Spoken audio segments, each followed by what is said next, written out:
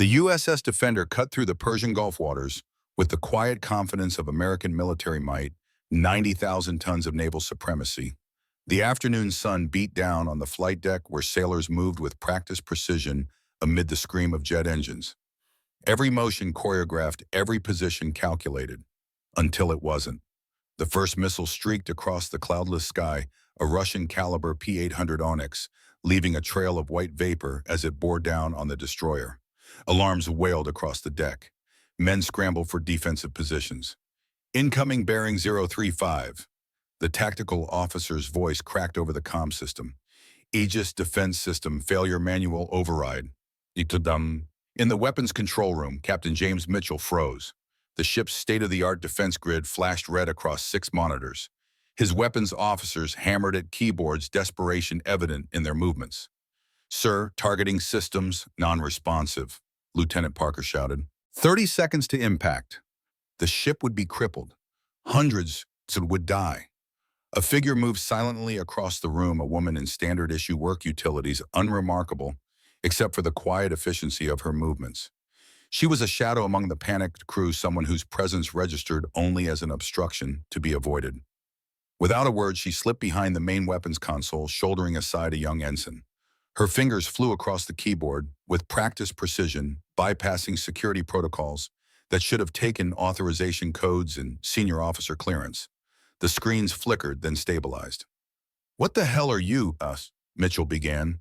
The woman's voice cut through the chaos level and commanding. "Tomahawk armed, targeting solution acquired." She had already activated what should have been impossible, a manual firing sequence for the ship's primary defense system. "Fire," she said, pressing the launch key. The ship shuddered as the Tomahawk missile erupted from its vertical launch tube, rocketing skyward with a deafening roar. The crew watched in stunned silence as their missile intercepted the incoming threat in a spectacular mid-air explosion that lit up the Gulf sky. In the controlled chaos that followed, the woman's shirt rode up as she leaned across the console to stabilize secondary systems, revealing a latticework of scars across her lower back. Not random injury marks, but the distinctive pattern left by a specific type of proximity, mined the signature of a classified operation that had become the stuff of whispered legend among naval intelligence. Admiral William Hamilton stood in the doorway, his face draining of color as his eyes fixed on those scars. Recognition dawned immediately. Lieutenant Commander Blackwood. He whispered the name, falling from his lips like a ghost story. Operation Kingfish. The woman straightened, turning to face the Admiral with eyes that had seen too much and forgotten nothing. "You were reported killed in action," Hamilton said, disbelief evident in his voice. 7 years ago." Elena Blackwood's expression remained perfectly neutral, the mask of someone who had spent years disappearing in plain sight. "Sometimes, Admiral," she replied quietly, "that's easier than explaining what really happened." 6 months earlier. Lieutenant Commander Elena Blackwood moved through pre-dawn darkness on the USS Defender's deck, the South China Sea air heavy with salt and tension. Her weathered hands worked efficiently loading Tomahawk missiles onto the launch rack, a task typically assigned to junior personnel. Each BGM-109 Tomahawk weighed nearly 3,500 pounds, with a range of 1,550 miles and a 1,000-pound warhead capable of precision strikes from hundreds of miles away. Elena handled them with methodical precision that suggested years of experience far beyond this menial assignment. The massive weapons slid into place under her guidance, each connection verified with the attention to detail that separated professionals from casualties in combat zones. Her movements were economical, wasting no energy, betraying nothing of the woman behind them. Nearby, a cluster of young officers huddled over steaming coffee cups, their laughter cutting through the morning stillness. "That's her ballast, bitch," Lieutenant Parker said, voice lowered, but still carrying across the deck. "Been here 6 months, barely speaks. Word is she pissed off someone high up in the Pentagon." Lieutenant Jenkins snorted. "Why waste someone with rank on grunt work? Must have really screwed up somewhere." Elena never looked up, seemingly deaf to their comments. As she continued her work, her face remained impassive, eyes focused downward, shoulders slightly hunched, as though carrying an invisible weight. A young crewman hurried past, accidentally bumping into her and causing her to stumble. The Tomahawk shifted precariously. She recovered quickly, steadying the missile with practiced hands. The crewman continued without acknowledging her. She was essentially invisible to the crew, a ghost performing necessary but unappreciated labor. The morning sun crept over the horizon, catching on her hands calloused and strong with a thin white scar running across the right palm. They were not the hands of someone who had spent her career loading ordnance.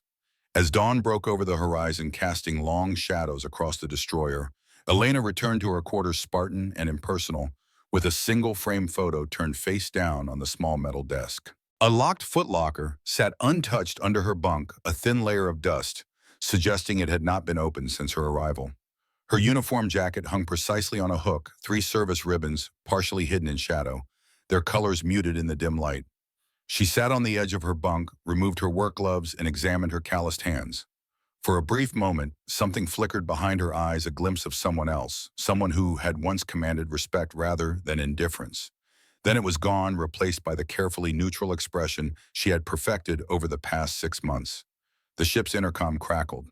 All senior personnel report to the command briefing room at 0800 hours. Elena checked her watch, rose mechanically, and prepared herself for another day of invisibility. Former Colonel James Morrison walked with the measured gait of a man who had spent decades in uniform, though he now wore civilian clothes as the ship's tactical consultant. At 68, his frame remained solid, his posture military straight despite the years. Silver hair cropped close to his skull, eyes that missed nothing, a living relic of America's military campaigns in Desert Storm and Operation Iraqi Freedom. He paused on the deck watching Elena work. Unlike the others, his gaze held neither dismissal nor contempt, only careful observation and something resembling recognition. During the weapons systems training session later that morning, Morrison stood at the back of the room, arms crossed, as a junior officer explained the Tomahawk guidance systems to the assembled crew. The presentation was technically accurate, but lacked practical insight.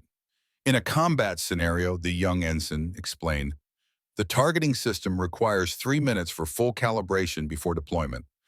From her position against the wall, Elena's eyes flickered momentarily, a nearly imperceptible reaction. Morrison noticed.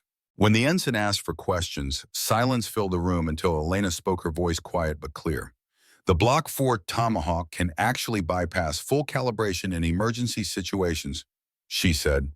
Field Manual TC-31B details the override sequence that reduces deployment time to 47 seconds.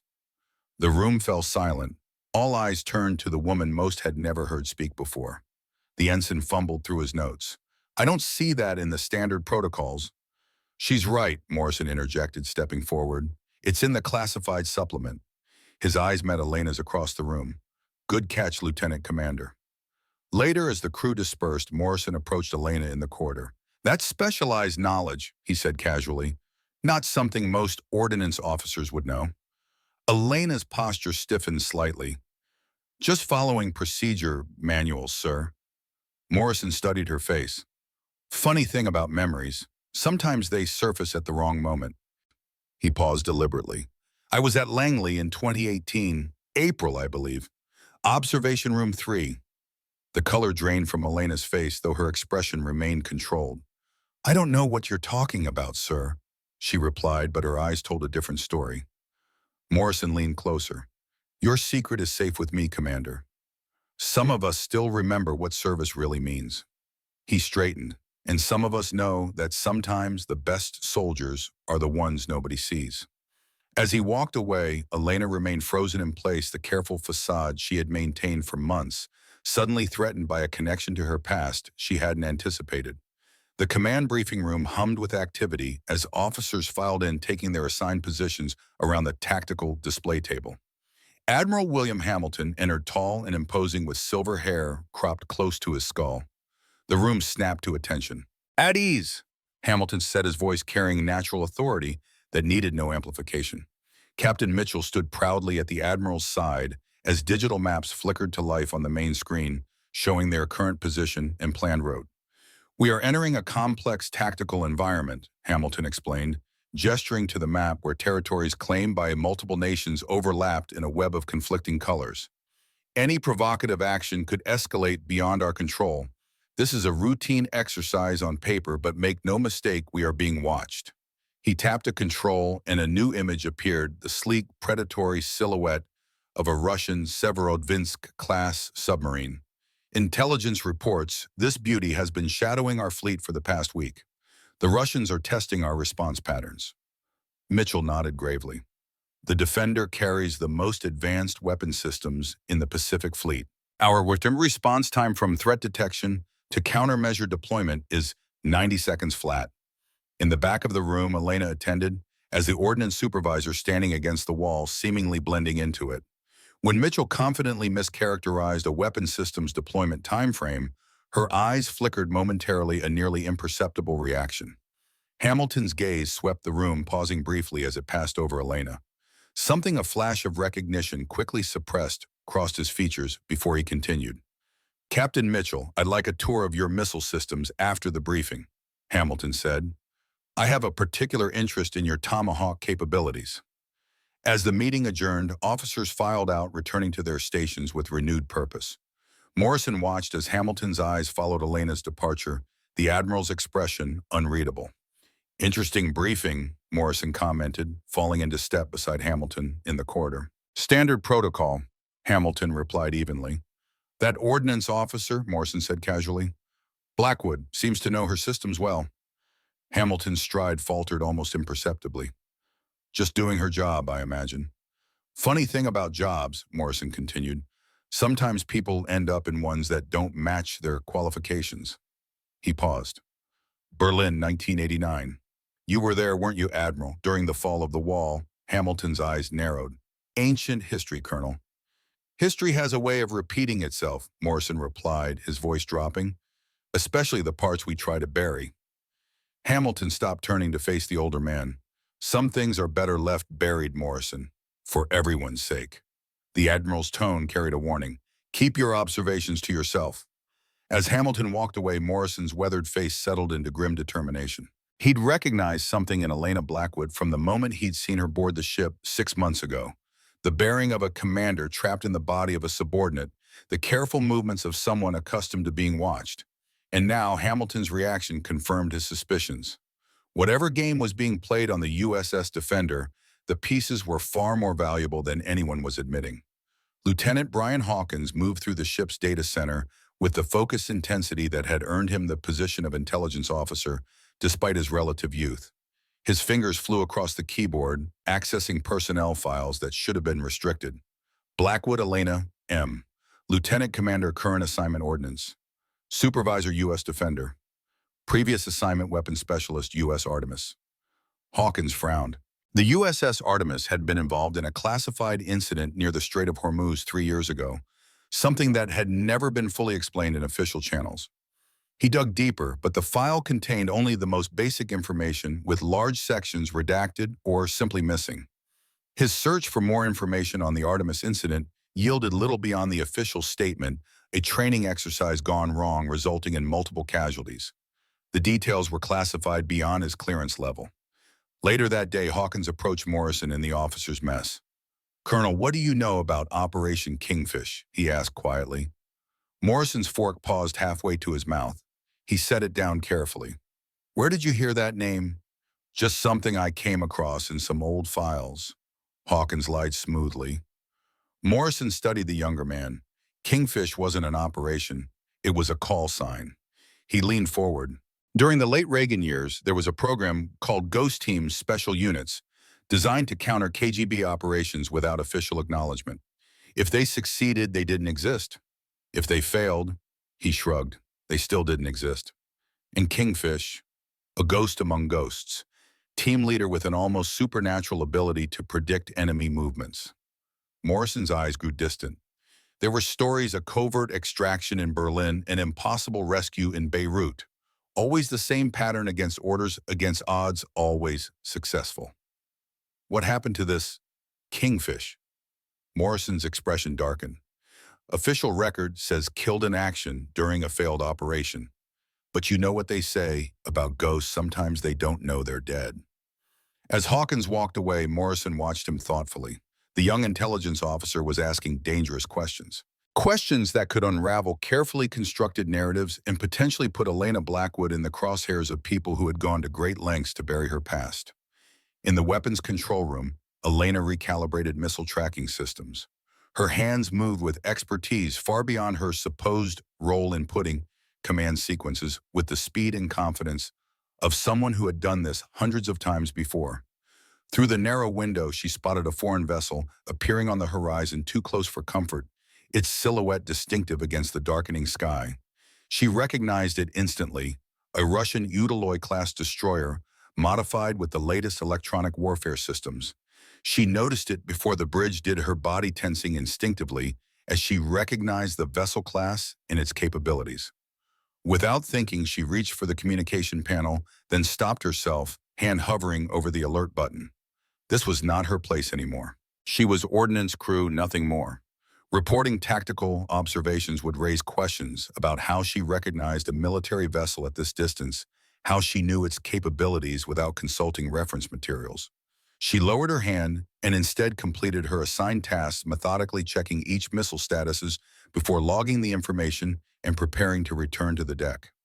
As she exited the control room, she nearly collided with Lieutenant Hawkins. "Commander Adair," he said, then corrected himself. "Lieutenant Commander Blackwood, I mean." She kept her eyes lowered, but her posture had suddenly shifted, a reflex from years of command that she couldn't entirely suppress. "There's a vessel approaching from the southwest," Hawkins said, studying her face. "Russian Udaloy-class destroyer. Unusual for them to operate this far from their established patrol routes." It was a test, Elena realized. He was fishing for confirmation that she possessed knowledge beyond her station. "I wouldn't know about patrol routes, sir," she replied carefully. "My concern is ensuring our weapon systems are properly maintained." Hawkins smiled slightly. "Of course, though I didn't specify it was Russian. Interesting that you knew that." Before she could respond, the ship's intercom announced elevated readiness status. All personnel were to prepare for possible engagement scenarios. "Duty calls," Hawkins said, still watching her with newfound interest. "Perhaps we'll continue this conversation later." As he walked away, Elena allowed herself a moment of concern.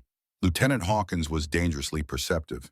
If he continued digging, he might uncover truths that were better left buried for everyone's sake. By mid-afternoon, 3 Russian vessels had taken position at the edge of international waters, a carefully choreographed display of naval power designed to test American responses without triggering direct confrontation. On the bridge, Captain Mitchell reviewed the situation with his senior officers. "They're testing our resolve," he stated, studying the tactical display where 3 blinking icons represented the foreign ships. "Standard intimidation tactics. Will maintain course and continue our exercises as planned." Lieutenant Hawkins nodded, but his expression revealed concern. "Sir, their positioning suggests coordinated surveillance. The pattern is consistent with pre-engagement protocols we've seen before." Mitchell dismissed the observation. "They're posturing, nothing more." Admiral Hamilton agrees. In the missile bay, Elena worked silently, but her mind processed the tactical situation with the precision of a battlefield commander. The Russian vessels weren't randomly positioned. They were establishing a triangulation pattern used specifically by the former KGB's naval units, designed to channel an enemy vessel toward a predetermined engagement zone. Morrison found her there, his approach deliberately loud enough to announce his presence. "You see it too, don't you?" he asked without preamble. Elena continued her work, not looking up. "See what, sir? The Suvorov Formation, named after Admiral Suvorov, KGB tactical advisor during the Cold War. 3 ships positioned to create a funnel driving the target toward a 4th unseen asset." Morrison leaned against a bulkhead. "I haven't seen that deployment since 1987 off the coast of Cuba." Elena's hands stilled momentarily. "I'm just ordnance crew colonel." "Like hell you are," Morrison replied quietly. "I know what those scars on your back mean. Spetsnaz anti-personnel mine designed for maximum tissue damage with minimal fatality risk. They wanted whoever survived to remember the pain." Elena's head snapped up, eyes wide with shock, and something else, fear perhaps? Or simply the surprise of being truly seen for the first time in years. "How?" "I trained operators for 30 years, Commander. I know what happens when someone like you gets put on ice." Morrison straightened. "Captain Mitchell is a good officer, but he doesn't understand what we're facing. These aren't routine Russian provocations. This is a hunting pattern." "And what exactly do you think they're hunting, Colonel?" Elena asked, her voice barely above a whisper. Morrison's eyes held hers. Not what commander, who? The ship's alarm system cut through their conversation, a strident pulsing sound that signaled immediate battle stations. Both of them tensed, years of training taking over. Radar contact. The announcement echoed through the ship. Submarine surfacing bearing 270, Russian Severodvinsk class. They're not just watching anymore, Morrison said grimly. They're making a statement. Elena's expression hardened, the mask of indifference slipping to reveal the commander beneath. They're recreating Hormuz, she said quietly. Same tactical approach, same submarine class. How would an ordnance officer know that? Morrison asked, though his tone suggested he already knew the answer. Elena met his gaze steadily. Because I was there.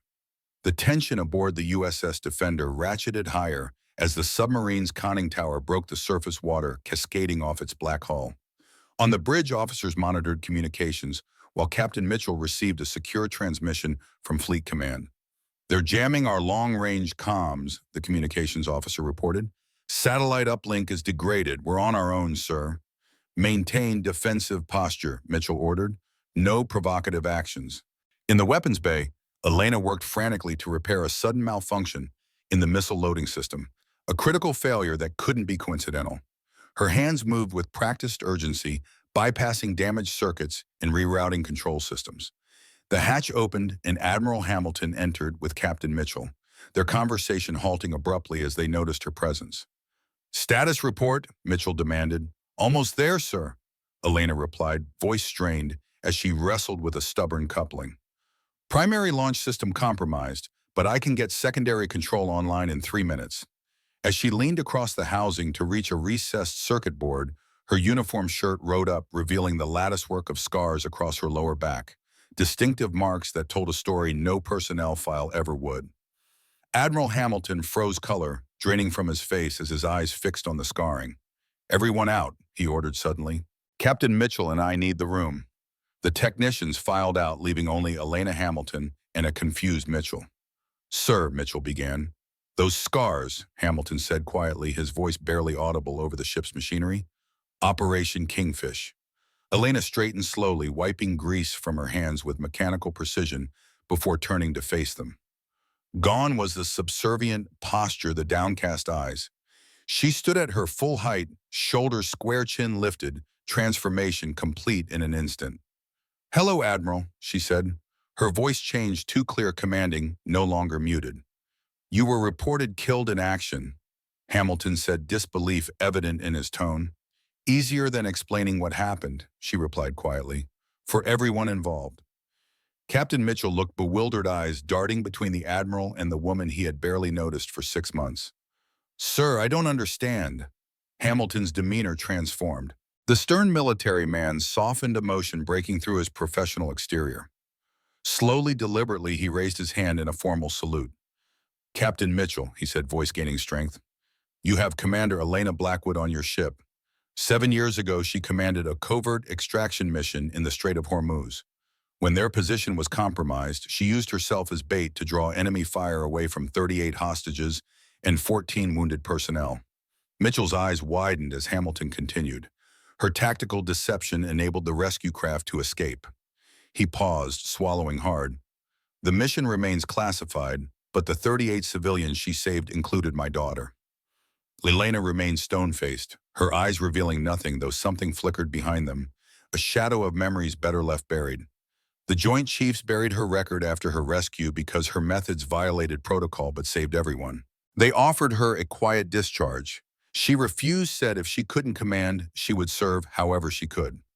Mitchell looked stricken. Why wasn't I informed? Because that was the agreement, Elena finally spoke. I serve. No special treatment, no recognition. The ship suddenly shuddered as something impacted the water nearby.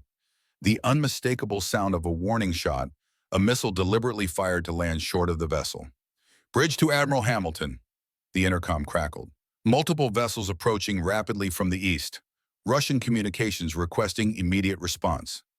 All 3 officers instinctively tensed, years of training taking over.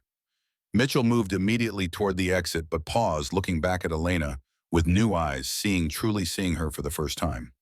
Commander, he said, the title an acknowledgement of everything he had just learned. Your presence on the bridge would be appreciated. It wasn't an order, but an invitation, a recognition of her expertise and experience. Elena hesitated only briefly before nodding. After you, Captain. As they made their way rapidly through the ship's corridors toward the bridge, crew members pressed themselves against bulkheads to allow them passage, many doing double takes at the sight of the ordinarily invisible ordnance officer striding purposefully alongside the captain and admiral. The ship's alarm systems wailed again as another impact rocked the water nearby, another warning shot. But Elena knew from experience that the third would not miss. They were out of time. Lieutenant Hawkins intercepted them just outside the bridge, his expression grave. "Sir, we've intercepted coded transmissions between the Russian vessels," he reported. "They're using an old KGB frequency rotation we haven't seen since the Cold War." Elena's step faltered. "Echo 7 Tango Protocol." Hawkins looked at her in surprise.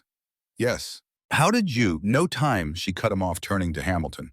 "Admiral, this isn't a territorial challenge. It's a targeted operation. The submarine, the surface vessels, they're recreating the exact tactical formation from Hormuz." Hamilton's face darkened with understanding. "You think they know you're aboard?" "I think they've always known," Elena replied grimly. "The question is why now?" As they entered the bridge, the tactical display showed the Russian vessels closing in a precisely coordinated pattern. The submarine had fully surfaced, its massive bulk visible on the horizon. "Captain," the communications officer called out, "incoming transmission from the Russian submarine. They're asking for you by name, sir." Mitchell moved to the communications station, but Elena put a hand on his arm, stopping him. "It's not for you," she said quietly. "It's for me." The officer looked confused. "Sir, they specifically asked for the ship's commander."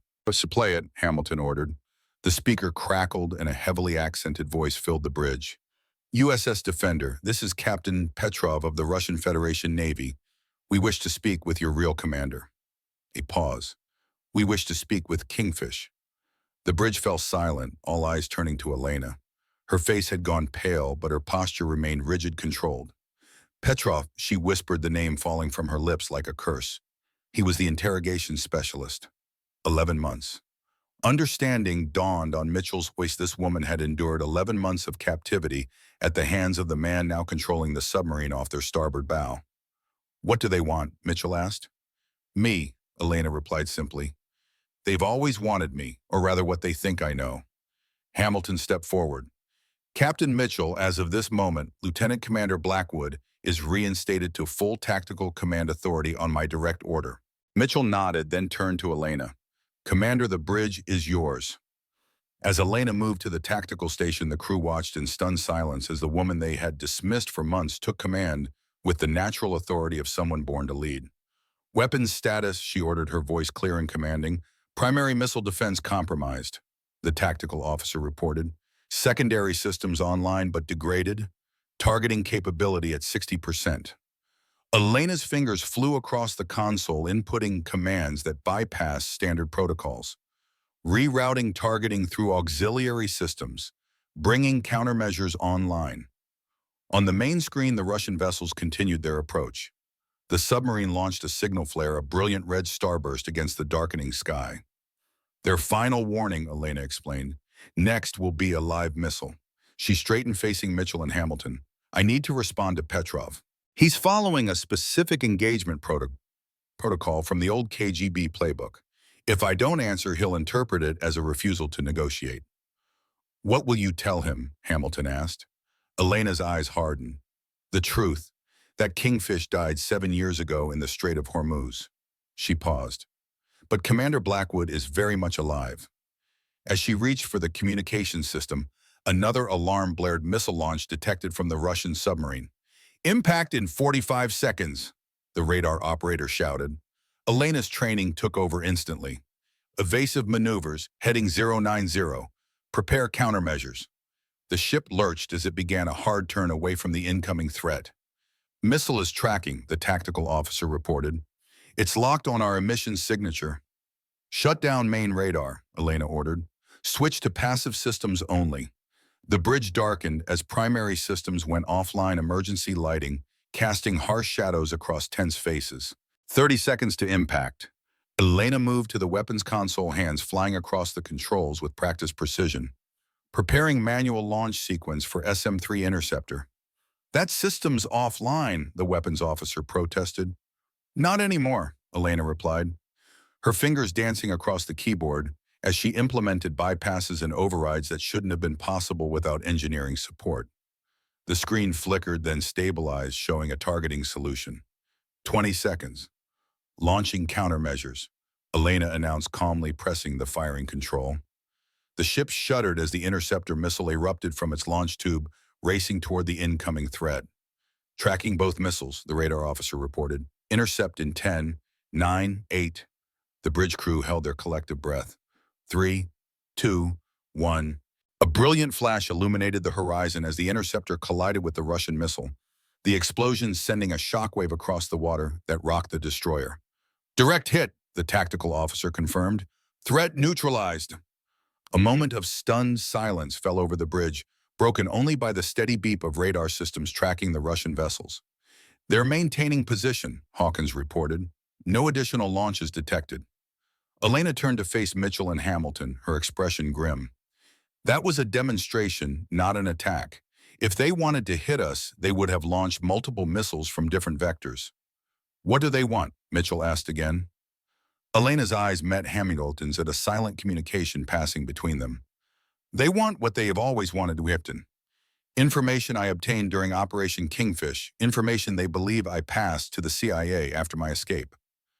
Did you? Mitchell asked. No, Elena replied softly. Because I never had it in the first place. Hamilton stepped forward. Kingfish was a ghost mission completely off the books. Elena's team was sent to extract hostages from a research facility in the Strait of Hormuz. What neither she nor her team knew was that those hostages had been working on a classified project from the Reagan era, something called Blackbird. What's Blackbird? Hawkins asked. That's what they spent 11 months trying to get me to tell them. Elena said, her voice steady despite the weight of the memories. But I couldn't tell them what I didn't know. The communications officer interrupted. Sir, Russian commander requesting direct communication again. Mitchell looked to Elena, who nodded. Put it through. The bridge speakers crackled, and the same accented voice filled the room. Impressive shooting, Kingfish. You always were exceptional under pressure. The voice was smooth, almost conversational. Perhaps this is why you survived our conversations. Elena stepped forward, her face a mask of professional control, despite the turmoil that must have raged beneath. This is Commander Elena Blackwood of the United States Navy, she replied, her voice unwavering. State your intentions, Captain Petrov. A low chuckle came through the speakers. After 7 years, you still pretend not to understand. Very well, we will speak plainly. You have something that belongs to us. The Blackbird access codes. I have no such information, Elena responded firmly. Then perhaps we should refresh your memory, Petrov replied. You have 1 hour to surrender yourself to our custody, or we will demonstrate our more persuasive capabilities on your vessel. The communication cut off abruptly, leaving the bridge in tense silence. He's bluffing, Mitchell said, though his voice lacked conviction. No, Elena replied quietly. He's not. The Russians have been developing specialized electromagnetic pulse weapons designed to disable electronic systems without causing physical damage. They could cripple the ship without firing a single conventional missile. Hamilton placed a hand on her shoulder. We're not surrendering you, Commander. Not again. Elena looked around the bridge at the crew who just hours before had seen her as nothing more than a failed officer relegated to menial tasks. Now they looked to her as their best hope for survival. Sir, she said, addressing Mitchell directly, request permission to implement countermeasure protocol Echo 7. Mitchell hesitated. I'm not familiar with that protocol. It's not in the standard naval playbook, Elena explained. It's a ghost team tactic designed specifically to counter KGB naval operations. She paused. I wrote it 7 years ago after Hormuz. Morrison, who had entered the bridge silently during the exchange, stepped forward. I've seen it work, Captain, in situations exactly like this one. Mitchell studied Elena's face, measuring the commander against the invisible ordnance officer he thought he'd known. After a moment, he nodded. Make it happen, Commander. As Elena moved to the tactical station and began issuing orders, the transformation was complete. The woman who had loaded missiles in obscurity for 6 months was gone, replaced by the tactical commander she had always been. Hawkins approached her, his expression a mixture of respect and lingering suspicion. "Commander, there's something you should know. We intercepted a transmission from Washington just before the Russians jammed our long-range comms." He handed her a printout, his voice dropping so only she could hear. "It's an order for Captain Mitchell, regarding you." Elena scanned the message, her expression unchanging despite the words printed clearly at the bottom. "Remove LT. Commander Blackwood." Commander Blackwood from all command positions immediately. National Security Directive 2547B. She folded the paper carefully and tucked it into her pocket, returning her attention to the tactical display without comment. 7 years ago, she had disobeyed a direct order to save 38 lives. The decision had cost her everything, her command, her reputation, very nearly her life. Now, as Russian warships circled and Washington demanded her removal, Commander Elena Blackwood faced the same choice again. The lives of everyone aboard the USS Defender hung in the balance. And once again, she would have to choose between following orders and doing what she knew was right. The USS Defender's command center fell silent as Admiral Hamilton looked at the gathered officers. The tension in the air was palpable, thick enough to cut with a knife. Outside, the Russian vessels maintained their menacing formation, a steel trap waiting to spring shut. 7 years ago, Hamilton began, his voice measured and deliberate. Lieutenant Commander Elena Blackwood led a classified extraction mission codenamed Operation Kingfish. The tactical display behind him showed a satellite image of a nondescript facility nestled in the rugged coastline of the Strait of Hormuz. The structure appeared commercial, unremarkable, perfect cover for something meant to remain hidden. 38 American diplomats and intelligence personnel were being held in this facility, Hamilton continued. Intelligence indicated they would be moved within 24 hours to a location beyond our reach. Standard protocol dictated waiting for additional forces a 12-hour delay. Elena stood perfectly still, her face a mask of professional detachment, though her eyes betrayed the weight of memory. Commander Blackwood made the decision to proceed with immediate extraction, using only the resources at her disposal, a 10-person ghost team with limited air support. Captain Mitchell studied Elena with newfound respect. 10 operators against what kind of opposition? Estimated 30 to 40 Russian, special forces, and local militia. Elena answered, her voice steady. The facility was a former oil processing plant retrofitted as a forward intelligence gathering station. Multiple entry points, minimal structural cover. The room fell silent as the implications sank in. A suicide mission by any conventional tactical assessment. What Commander Blackwood didn't know, Hamilton continued, was that those hostages were more than diplomats. They were part of a joint intelligence operation investigating the possible resurrection of Project Blackbird, a classified weapons system developed during the Reagan administration. Morrison nodded grimly. Tactical nuclear devices small enough to be transported in a diplomatic pouch. The ultimate deniable weapon. The mission succeeded, Hamilton said, his voice softening. All 38 hostages were extracted. But Commander Blackwood's team was ambushed during the final evacuation. She ordered the rescue helicopters to depart with the hostages, while she and 3 operators provided covering fire. Elena's jaw tightened almost imperceptibly. They were presumed killed in action, Hamilton finished, until Commander Blackwood reappeared 11 months later at a CIA extraction point in Turkey, the sole survivor. The unspoken question hung in the air, finally voiced by Hawkins. What happened during those 11 months? Commander Elena met his gaze directly. I was held at a black site facility run by the FSB, formerly the KGB. Captain Petrov was my primary interrogator. Her voice remained clinical, detached, as though describing events that had happened to someone else. They believed I had access to information about Project Blackbird during the extraction. They wanted the access codes, deployment protocols, anything I might have seen or heard. She paused. They were thorough in their methods. Hamilton stepped forward. What Commander Blackwood endured would have broken most operatives within days. She held out for 11 months without revealing a single piece of actionable intelligence. The Admiral's eyes met Elena's. Among the hostages was my daughter, Julia Hamilton, a CIA field officer embedded with the diplomatic team. Commander Blackwood saved her life along with 37 others. Mitchell looked stricken. Why wasn't this recognized? Why was she? He gestured helplessly at Elena's ordnance uniform. Hamilton's expression darkened. Politics, Captain. The operation violated direct orders. Regardless of its success, such actions couldn't be officially sanctioned. There were those in Washington who wanted her court-martialed. So they buried her instead. Mitchell concluded, anger evident in his voice. The Joint Chiefs offered a discharge with full benefits. Elena said quietly. I declined. Why? Mitchell asked, genuinely puzzled. After such treatment, why continue to serve? For the first time, emotion flickered across Elena's face, a brief glimpse of the passion that drove her. Because this is who I am, she said simply.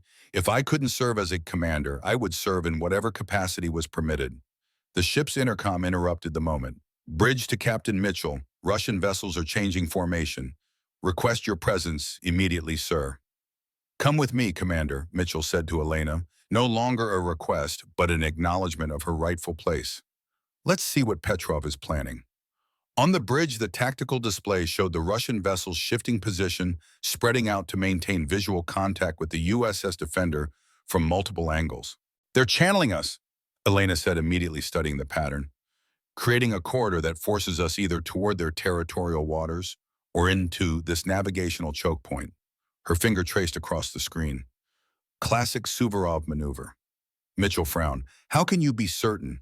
Because I've seen this before, she replied. It's the same flanking technique used in the Hormuz incident. They don't want direct confrontation. They want to force us into a position where we have no good options, where any action we take can be portrayed as aggression. The bridge fell silent as her words sank in. Even those who had no knowledge of Operation Kingfish could sense the weight of experience behind her assessment.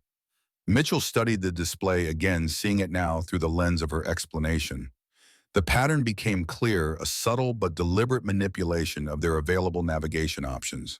What do you recommend? He asked the question, a tacit acknowledgement of her expertise. For a brief moment, Elena seemed surprised by the request, as though she had become so accustomed to being ignored that being consulted felt alien. Then her training took over, the commander she had once been emerging fully from, beneath the carefully constructed facade of the past 6 months. We adjust course 15 degrees starboard, but make it appear as though we're maintaining current trajectory. Simultaneously, we initiate a false communications burst, suggesting we're calling for reinforcements. Her hands move confidently across the tactical display. They'll read the signal even through the jamming.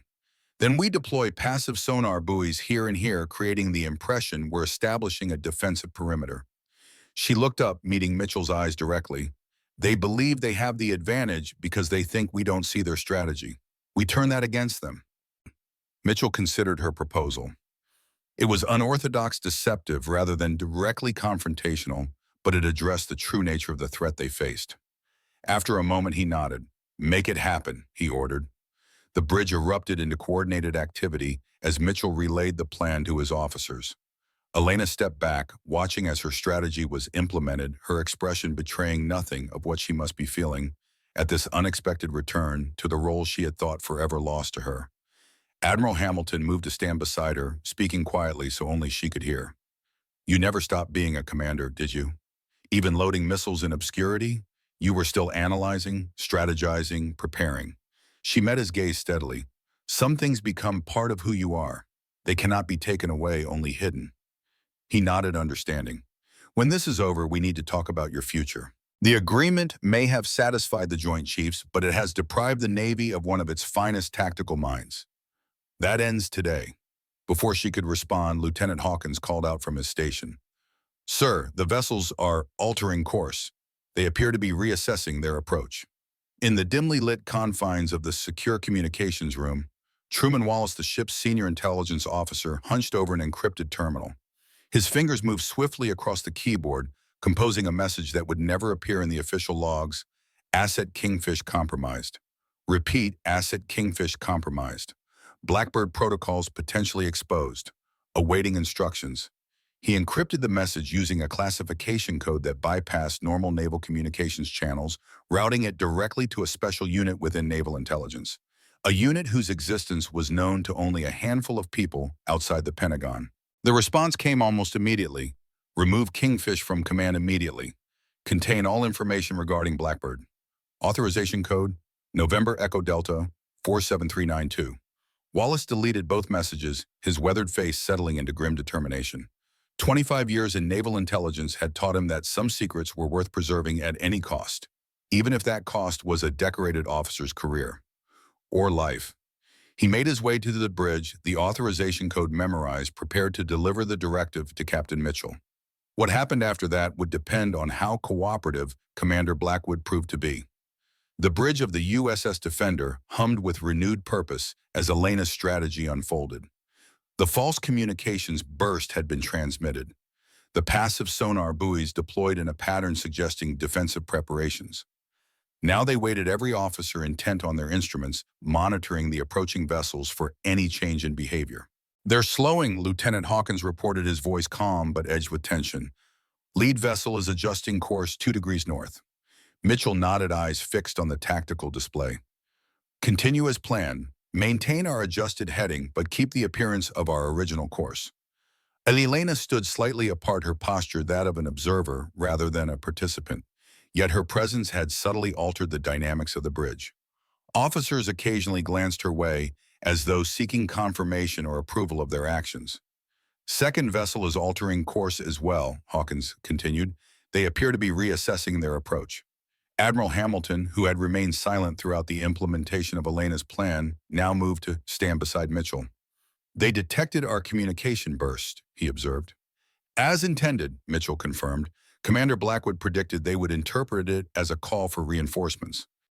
The use of her proper rank was not lost on the bridge crew. Whispers had already begun to circulate through the ship, fragments of information about Operation Kingfish, about the woman who had spent months loading missiles in obscurity while possessing tactical expertise that might now save them all.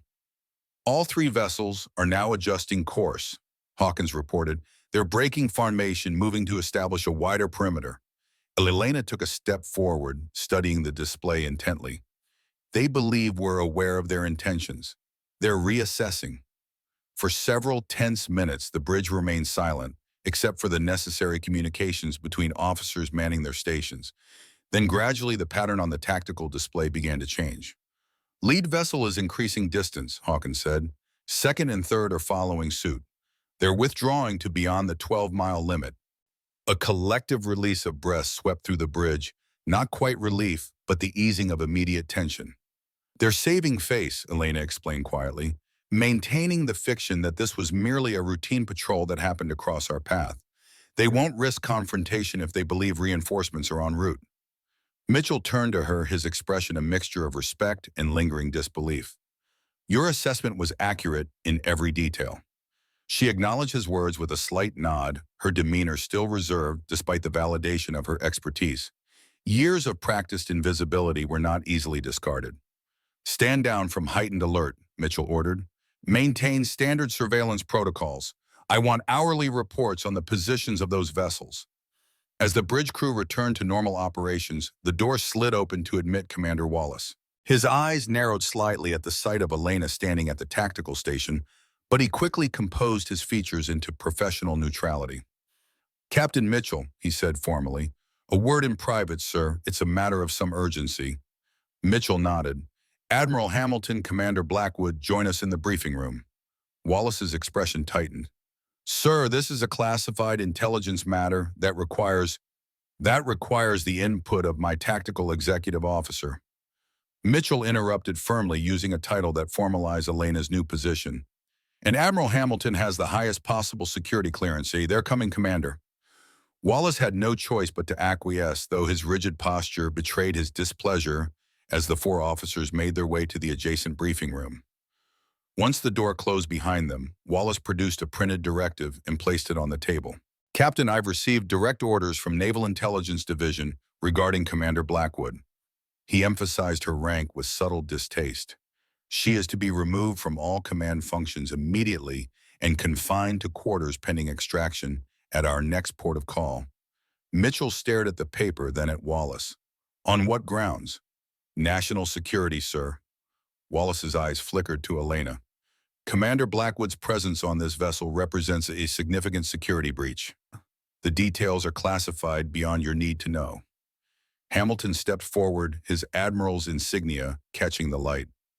I think you'll find, Commander Wallace, that very little in this Navy is classified beyond my need to know. Wallace remained impassive. With respect, Admiral, these orders come directly from SpecCom Division at the Pentagon. Even your authority is superseded in this matter. Elena had remained silent, studying Wallace with the careful assessment of someone who had learned to read people's true intentions through years of high-stakes operations. This isn't about security, she said finally. It's about Blackbird. Wallace's composure slipped for just an instant, a fractional widening of the eyes that confirmed her suspicion. I have no knowledge of any operation or project with that designation, he replied stiffly. Interesting, Elena said softly. I never said it was an operation or project. The room fell silent as the implications of her words sank in. Wallace had revealed knowledge he shouldn't possess, knowledge that connected him to whatever Elena had unknowingly discovered during the Kingfish operation. Mitchell looked between them, then made his decision. Commander Wallace, I'm going to need verification of these orders through official channels before taking any action. Sir, our long-range communications are still being jammed by the Russians, Wallace protested.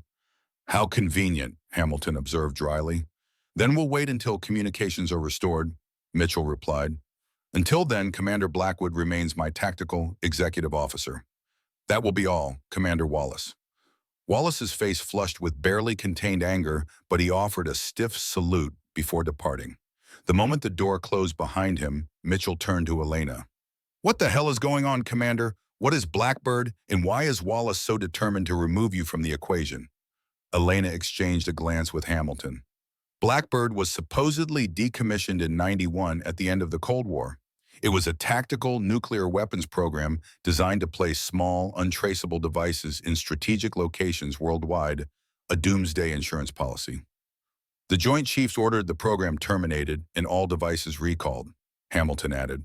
But there were always rumors that not all the weapons were accounted for. And you think Wallace is connected to this, Mitchell asked. I think Wallace is working for someone who believes I obtained information about Blackbird during the Hormuz extraction, Elena replied.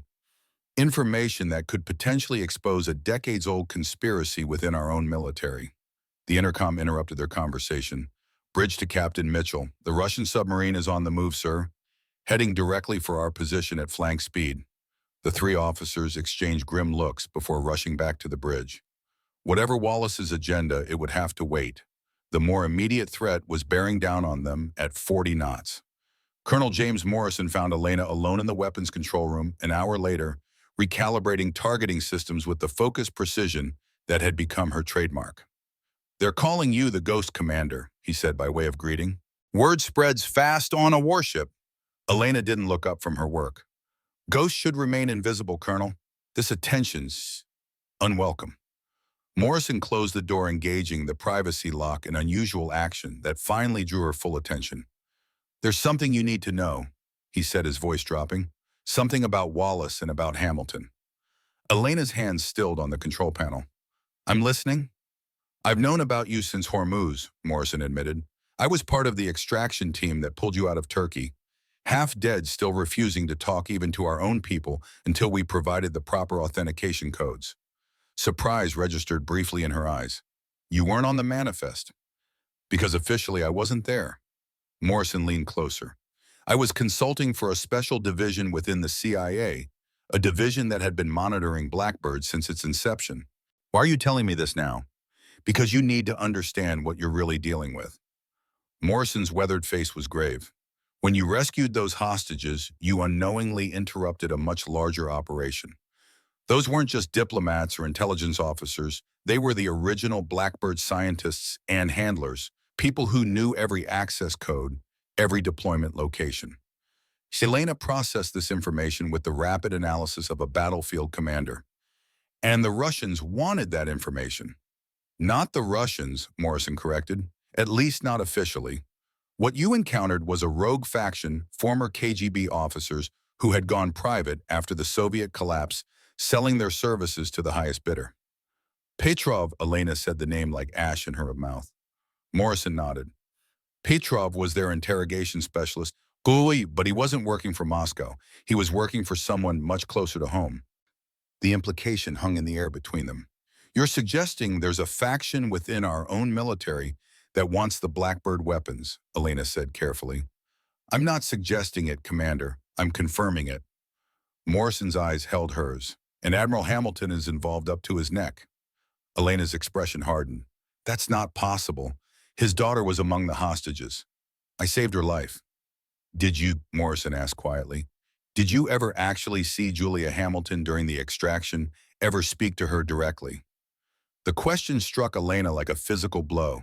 She had been so focused on the tactical aspects of the mission, moving hostages in groups maintaining security.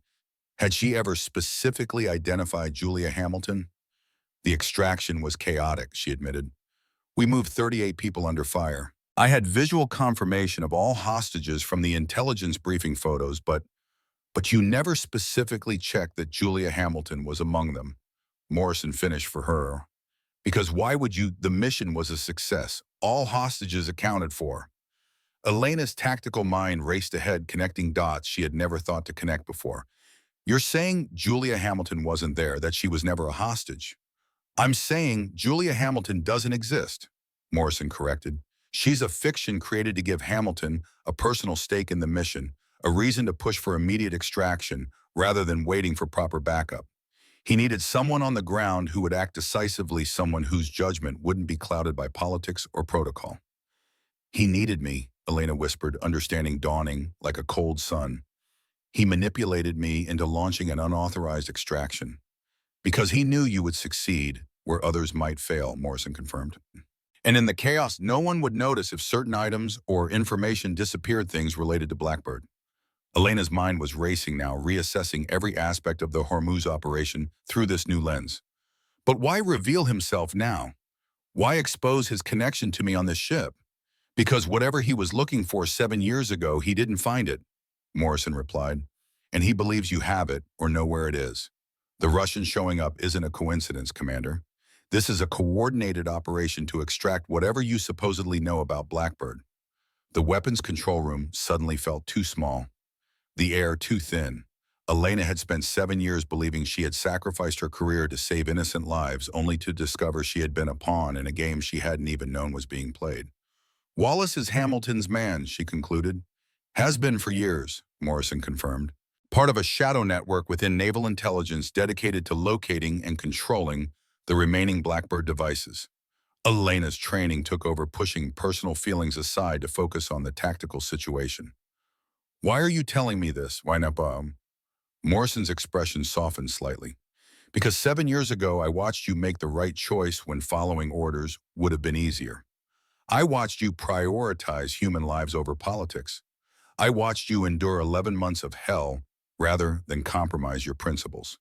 He straightened to his full height, the bearing of a career soldier who had seen too much but still believed in the oath he had taken. And because someone needs to stand against what Hamilton and his people are planning, someone with a tactical mind and moral compass to stop them. His eyes held hers. Someone like you, Commander. Before Elena could respond, the ship's alarm system activated.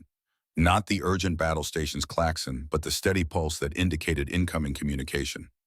The Russians are making contact again, Elena realized. Morrison nodded grimly. It's all coming to a head now. Whatever you decide to do, Commander, remember nothing is as it appears. Trust your instincts, not your orders. As Elena hurried toward the bridge, her mind processed this new information with the disciplined analysis that had once made her one of the Navy's finest tactical commanders. If Morrison was right, she wasn't just facing the Russians or Wallace. She was caught in a decades-old conspiracy that reached to the highest levels of military command. And somehow, unknowingly, she held the key to whatever they were all seeking. On the bridge, tension had ratcheted to a near breaking point. The Russian submarine had taken position directly in the USS Defender's path, its massive black hull breaching the surface in an unmistakable blockade. The 2 escort vessels had returned, positioning themselves to cut off any evasive maneuvers. They're demanding direct communication with Commander Blackwood, Mitchell informed her as she entered. Captain Petrov is becoming insistent. Elena noted Wallace standing near the communication station, his posture, rigid eyes following her every move. Hamilton stood by the tactical display, outwardly calm, but with a subtle tension in his shoulders that she now recognized as calculation rather than concern. "Put him through," she said, moving to the command station. The main screen flickered, revealing the interior of the Russian submarine's control room. In the center stood Captain Petrov, a tall, lean man with steel-gray hair and the cold eyes of a predator. His face bore the distinctive scar of a knife wound across his left cheek, a souvenir from some long-ago encounter. "Commander Blackwood," he said, his accent precise and cultured. "How good to see you again. You are looking well for someone who endured such intensive hospitality." Elena's expression remained perfectly neutral, betraying none of the visceral reaction his voice triggered. Memories of pain, of darkness, of endless questioning. "State your purpose, Captain Petrov," she replied evenly. "Your vessels are in violation of international waters and are directly impeding a United States naval vessel." Petrov smiled thinly. "Always so formal, Commander." "Very well. My purpose is simple: to complete the conversation we began 7 years ago. The one about Blackbird." From the corner of her eye, Elena saw Wallace stiffen, while Hamilton remained carefully impassive. "I have nothing to tell you about any project with that name," she responded, the denial automatic after years of repetition. "Perhaps not consciously," Petrov conceded.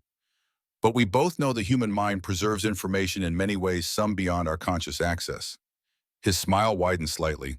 "I have specialists aboard who are eager to continue our exploration of your particular memory architecture." Mitchell stepped forward, anger evident in his bearing. "That sounds remarkably like a threat against a United States naval officer, Captain."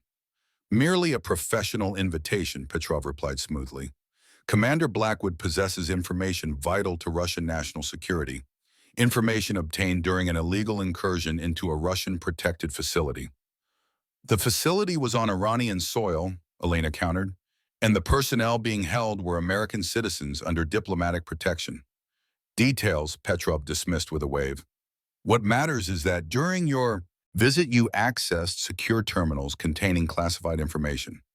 Whether you remember it or not is irrelevant. The information is there in your remarkable mind." Hamilton finally spoke, his voice carrying the full weight of his rank. "Captain Petrov, whatever grievance you believe you have with Commander Blackwood, this is neither the time nor the place to address it. Withdraw your vessels immediately or face the consequences of threatening a United States warship."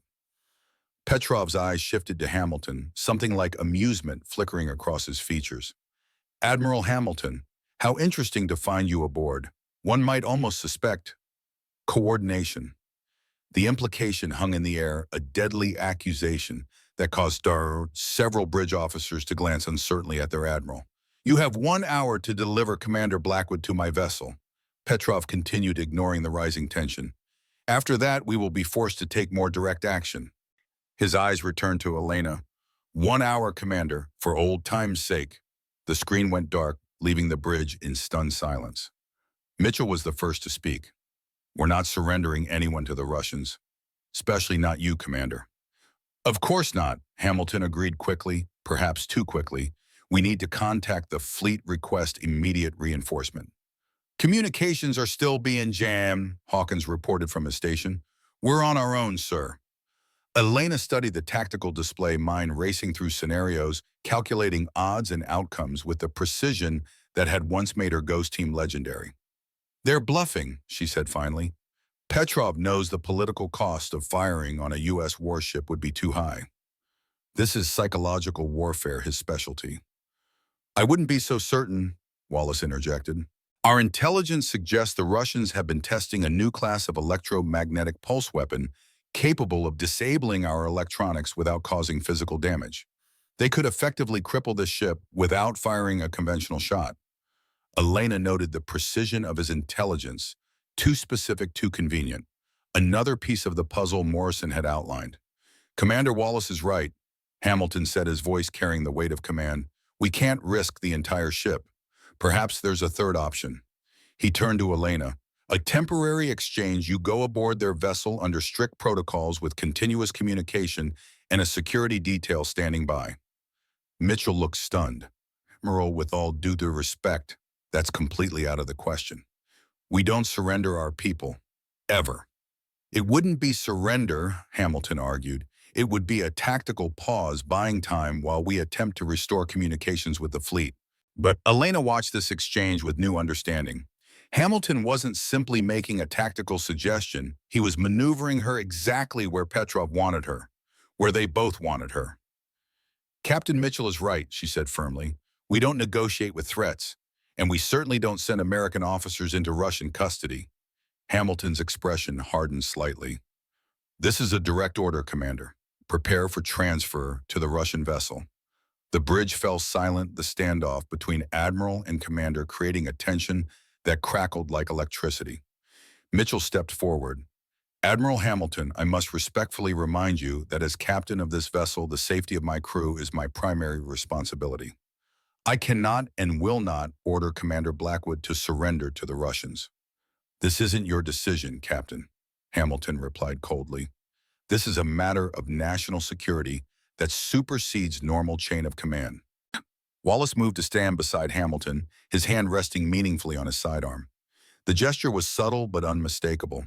The situation was rapidly approaching a breaking point. Elena assessed the tactical situation with the cool detachment that had kept her alive through countless operations.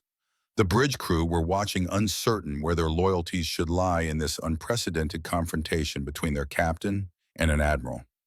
Most would follow Mitchell, but Wallace likely had loyalists of his own positioned throughout the ship. Gentlemen, she said, her voice cutting through the tension, perhaps we should continue this discussion in private. The bridge crew has duties to attend to. Mitchell recognized her strategy immediately, diffusing the immediate confrontation while buying time to develop a plan.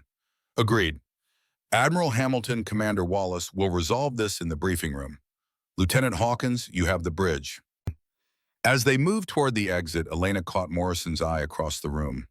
The old colonel gave an almost imperceptible nod. Whatever happened next, she would not be facing it alone. The moment the briefing room door closed behind them, Hamilton dropped all pretense. You've become a liability, Commander. You always were too damn stubborn for your own good. Like when I believed I was rescuing your daughter, Elena replied, the edge in her voice razor sharp. Interesting how Julia Hamilton never seems to be available for family reunions. Hamilton's eyes narrowed. Morrison, he concluded, always sticking his nose where it doesn't belong. What exactly are you after, Admiral? Mitchell demanded. What is Blackbird, and why are you working with the Russians to get it? I'm not working with the Russians, Captain, Hamilton corrected. I'm working with certain elements who understand the strategic necessity of retrieving the Blackbird devices before they fall into the wrong hands. Elements like Captain Petrov, Elena asked, a former KGB interrogation specialist now working as a private contractor. Petrov goes where the money is, Hamilton acknowledged. 7 years ago, he was contracted to extract information from you, information about the access codes you unwittingly memorized while accessing the central terminal during the Hormuz extraction. Elena's mind flashed back to that night, the frantic evacuation the moment she had used a terminal to override the facility's security systems. She had seen something, a string of characters that had registered only subconsciously. The terminal displayed the Blackbird access codes, she realized, but I never consciously processed them. Exactly, Hamilton confirmed, but they're there buried in your subconscious. Petrov's specialists have developed techniques to extract such information, unpleasant but effective. You set me up, Elena said, the truth finally crystallizing. The entire Hormuz operation was designed to get someone inside that facility to access those terminals. We needed those codes, Hamilton replied unapologetically. The Blackbird devices are still out there, Commander. 30 tactical nuclear weapons hidden in strategic locations around the world. The Russians have been hunting them for years, if they find even one before we do. So you sacrificed my team, Elena said, her voice dangerously quiet. You sent us in without proper backup, knowing the odds, because you needed someone to access that terminal. I selected you because you were the best, Hamilton countered. Because I knew if anyone could pull it off, it would be Kingfish and her ghost team. And I was right, you got the hostages out. While losing my entire team, Elena finished. Convenient how that worked out. Wallace stepped forward, impatience evident in his bearing. This history lesson is fascinating, but we have more immediate concerns. The Russians want Blackwood, and one way or another, they're going to get her. Mitchell moved to stand beside Elena, his position making his allegiance clear. They'll have to go through me first. Don't be dramatic, Captain, Hamilton said dismissively. No one wants unnecessary casualties. Commander Blackwood will accompany us to the Russian vessel, where specialists will extract the Blackbird codes. Once that's done, she'll be returned unharmed. Like last time, Elena asked quietly. 11 months of unharmed extraction techniques. That was unfortunate, Hamilton acknowledged without a trace of genuine regret. Petrov exceeded his mandate. This time the procedure will be quick and controlled. Mitchell's hand moved subtly toward his sidearm. This isn't happening, Admiral. Not on my ship. Wallace drew his weapon with practiced speed, training it on Mitchell. Don't make this worse than it needs to be, Captain. The standoff had reached its breaking point at Admiral, against Captain Intelligence Officer, against Commander with Elena, at the center of a conspiracy 7 years in the making. The ship's alarm system shattered the moment the urgent klaxon signaling imminent threat. The intercom crackled. Captain, to the bridge, Russian vessels are launching missiles. The 4 officers froze, then moved as one toward the door, momentary enemies united by the greater threat to their ship and crew. As they raced back to the bridge, Elena's mind shifted into the combat mode that had once made her legend among ghost teams. Whatever Hamilton's agenda, whatever secrets she might unknowingly hold, the immediate priority was clear: saving the USS Defender and her crew from the missiles now streaking toward them. The personal reckonings would have to wait. War had come to the South China Sea, and Commander Elena Blackwood was about to demonstrate why she had once been called the finest tactical mind in the Navy.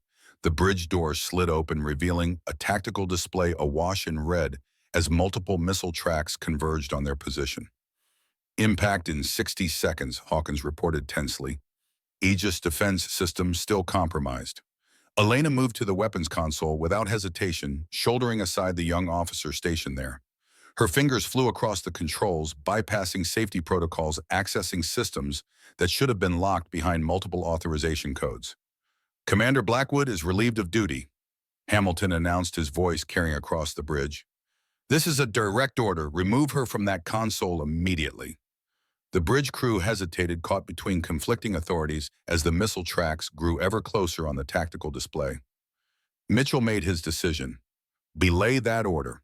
Commander Blackwood has the con. All personnel will follow her instructions without question. He turned to Hamilton, his expression resolute. Admiral, with all due respect on this ship, my word is final. Elena didn't look up, her focus absolute as she reconfigured the ship's defensive systems. Rerouting power to secondary targeting array, activating manual intercept protocol. The seconds ticked down as she worked, the fate of everyone aboard hanging in the balance. Missiles at 30 seconds to impact. Hawkins reported, his voice steady despite the imminent threat. On the main screen, the Russian submarine remained on the surface, its presence a dark promise of further escalation. Elena completed her adjustments, then looked up at Mitchell. Captain, I need your authorization code to unlock the emergency defense protocol. Mitchell didn't hesitate. Authorization Mitchell Alpha 79 Tango. As Elena entered the code, Hamilton stepped forward. Captain Mitchell, you are hereby relieved of command for insubordination during combat operations. Mitchell didn't flinch. Noted, Admiral. We can discuss my court-martial after we survive the next 30 seconds. Elena activated the modified defense system, her movements precise despite the pressure. Countermeasures deployed. Brace for possible impact.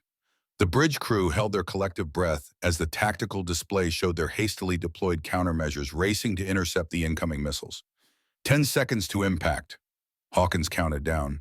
5, 4, 3. The main screen lit up with a series of brilliant flashes as the countermeasures connected with their targets, detonating the Russian missiles safely away from the ship. All missiles neutralized, Hawkins confirmed, relief evident in his voice. No damage to the vessel. A moment of stunned silence fell over the bridge, broken by Mitchell's steady voice. Maintain battle stations. This isn't over. On the tactical display, the Russian vessels remained in position, neither advancing nor retreating, a silent challenge still to be answered. Elena straightened from the console, turning to face Hamilton and Wallace. The bridge crew watched, the air thick with tension as the command structure of their vessel fractured before their eyes. Admiral Hamilton, she said, her voice clear and carrying to every corner of the bridge. I believe it's time we finished our conversation about Blackbird and about what really happened 7 years ago in the Strait of Hormuz. Hamilton's face hardened, his eyes cold as Arctic ice. You are making a serious mistake, Commander. No, Elena replied with quiet certainty. For the first time in 7 years, I'm finally seeing things clearly. She turned to Mitchell. Captain, I recommend we prepare for a potential boarding action. The Russians won't give up easily, and neither will those within our own ranks who want the Blackbird codes. Mitchell nodded in understanding the subtle warning. Agreed, Commander. Lieutenant Parker, secure all sensitive areas of the ship. Lieutenant Jenkins, prepare a security detail. No one moves through this vessel without proper authorization. As the officers rushed to comply, Elena returned her attention to the tactical display, studying the Russian vessels with the eyes of someone who had faced them before and survived. They'll try again, she said quietly to Mitchell, and next time they won't use conventional weapons. What are we facing, Commander? He asked equally low. The weapon Wallace mentioned, the electromagnetic pulse device. It's real, and if they deploy it, we'll lose all electronic systems. Her eyes met his, and then they'll board us. Mitchell absorbed this information with the calm of a seasoned commander. Recommendations. Elena's mind raced through scenarios, calculating odds and outcomes. We need to strike first, disable the submarine before they can deploy the EMP weapon. That would be an act of war, Hamilton interjected, having overheard their conversation. As opposed to firing missiles at a U.S. warship, Mitchell countered. I think that line has already been crossed, Admiral. The tactical situation had reached a critical juncture, the USS Defender caught between Russian aggression from without and betrayal from within. And at the center stood Commander Elena Blackwood, a woman who had spent 7 years in the shadows, now thrust back into the light at the moment of greatest danger. The next move would determine not just the fate of the ship and her crew, but potentially the future of a weapons system so secret that nations would kill to control it. Elena met Hamilton's cold stare across the bridge, the weight of 7 years of deception and manipulation crystallizing into a single moment of clarity. I never forgot what you taught me at the Academy, Admiral, she said, her voice carrying in the hushed bridge. Always control the battlefield. Never let your enemy dictate the terms of engagement. A flicker of uncertainty crossed Hamilton's face. And right now, Elena continued, you're not controlling anything, not this ship, not the Russians, and certainly not me. She turned back to the tactical display, her mind already formulating the counterstrike that would either save the USS Defender or initiate a conflict with consequences no one could predict. The final confrontation was approaching, and Commander Elena Blackwood, the ghost of Operation Kingfish, was finally ready to face it on her own terms. The bridge of the USS Defender had transformed into a silent battlefield. No shots fired, no blood spilled, but the lines were clearly drawn. On one side stood Captain Mitchell, Commander Blackwood, and the majority of the bridge crew. On the other, Admiral Hamilton and Commander Wallace, their authority undermined, but their threat still very real. Captain Mitchell, Hamilton said, his voice tight with controlled anger, I am giving you one final opportunity to follow direct orders from a superior officer. Surrender Commander Blackwood to my custody immediately. Mitchell stood his ground, shoulders square, chin lifted in defiance. With all due respect, Admiral, I believe your orders are compromised by personal interests that may run counter to the security of this vessel and the United States Navy. That's mutiny, Captain, Wallace warned, his hand still resting on his holstered sidearm. No, Mitchell countered, it's judgment. The kind of judgment we're expected to exercise when the chain of command is compromised. He turned to Hamilton. Admiral, you've admitted to manipulating a covert operation for purposes you've yet to fully disclose. You've collaborated with a known Russian operative, and now you're attempting to surrender an American officer to foreign custody. The bridge crew watched this unprecedented confrontation in stunned silence. For most, this was a scenario no training had prepared them for. Senior officers in open conflict, the very structure of military authority fracturing before their eyes. Elena stepped forward, her bearing carrying the natural authority that had once made her the most respected ghost team commander in the service. Admiral Hamilton, I think it's time we had that discussion about Blackbird. The full discussion with everyone present. Hamilton's eyes narrowed, calculating his options. The tactical display behind him showed the Russian vessels maintaining their position, a silent waiting threat. This isn't the time or place, Commander, he replied coldly. I disagree, Elena said, her voice carrying to every corner of the bridge. For 7 years, I've carried the weight of Operation Kingfish. I've loaded missiles and scrubbed decks while believing I'd sacrificed my career to save 38 innocent lives. Her eyes locked with Hamilton's. But that was never the whole truth, was it? She turned to address the bridge crew directly. 7 years ago, I led a ghost team into a Russian-controlled facility in the Strait of Hormuz. We were told 38 American diplomats and intelligence officers were being held hostage, including Admiral Hamilton's daughter. The crew listened rapt as the classified history unfolded before them. The mission succeeded, but at a terrible cost. My entire team was lost, or so everyone believed. I was captured and held for 11 months by the man currently commanding that submarine. She gestured toward the tactical display. Captain Petrov specializes in information extraction. He spent those 11 months trying to get me to reveal what I knew about something called Project Blackbird. Hamilton stepped forward, voice sharp with warning. Commander, you are disclosing classified information to personnel without clearance. They're about to die for that information, Admiral, Elena countered. I think that earns them clearance. She continued unflinching. Project Blackbird was a Cold War program, tactical nuclear devices small enough to be hidden in diplomatic pouches, designed as a doomsday insurance policy. Officially decommissioned in 1991, but apparently not all the weapons were accounted for. The bridge fell silent as the implications sank in. During the Hormuz extraction, I accessed a terminal to override security protocols. That terminal displayed Blackbird access codes, information I saw but didn't consciously process. Elena's gaze returned to Hamilton. The entire mission was a setup. There was no Julia Hamilton. The Admiral manipulated me into leading an unauthorized extraction because he needed someone to access those terminals. Hamilton's composed exterior finally cracked. You have no idea what you're talking about, Commander. The Blackbird devices are still out there, 30 tactical nuclear weapons hidden around the world. If they fall into the wrong hands— Whose hands are the right ones, Admiral? Elena interrupted. Yours, the Russians. Some shadow division within our own military that operates without oversight or accountability. The ship's communication system suddenly crackled to life. USS Defender, this is Captain Petrov. I grow impatient. You have 10 minutes to deliver Commander Blackwood, or we will deploy countermeasures that will render your vessel inoperable. Mitchell moved to Elena's side. We need options, Commander. Elena studied the tactical display, mind racing through scenarios with the precision that had once made her legendary. They have an electromagnetic pulse weapon that will disable all our electronic systems. Once we're dead in the water, they'll board us. Can we outrun them? Mitchell asked. Not with a submarine blocking our path, and not without risking open warfare. Elena's eyes narrowed, focusing on the submarine's position. But there's another option. She moved to the tactical station, hands flying across the controls. Lieutenant Hawkins, do we still have drone capability? Yes, Commander. 2 MQ-8C fire scouts are prepped and ready. Launch them. Passive surveillance mode, minimum electronic signature. She turned to Mitchell. Captain, I need to speak with Colonel Morrison immediately. Mitchell nodded to a junior officer who hurried from the bridge. What are you planning? Pointing, Hamilton demanded. Elena ignored him, continuing her work at the tactical station. Lieutenant Parker, I need a full inventory of operational Tomahawks with non-standard payloads. We have 4 TLMD cruise missiles with specialized electronic warfare packages, Parker replied after checking his console. Perfect. Elena looked up as Morrison entered the bridge, his weathered face grim with determination.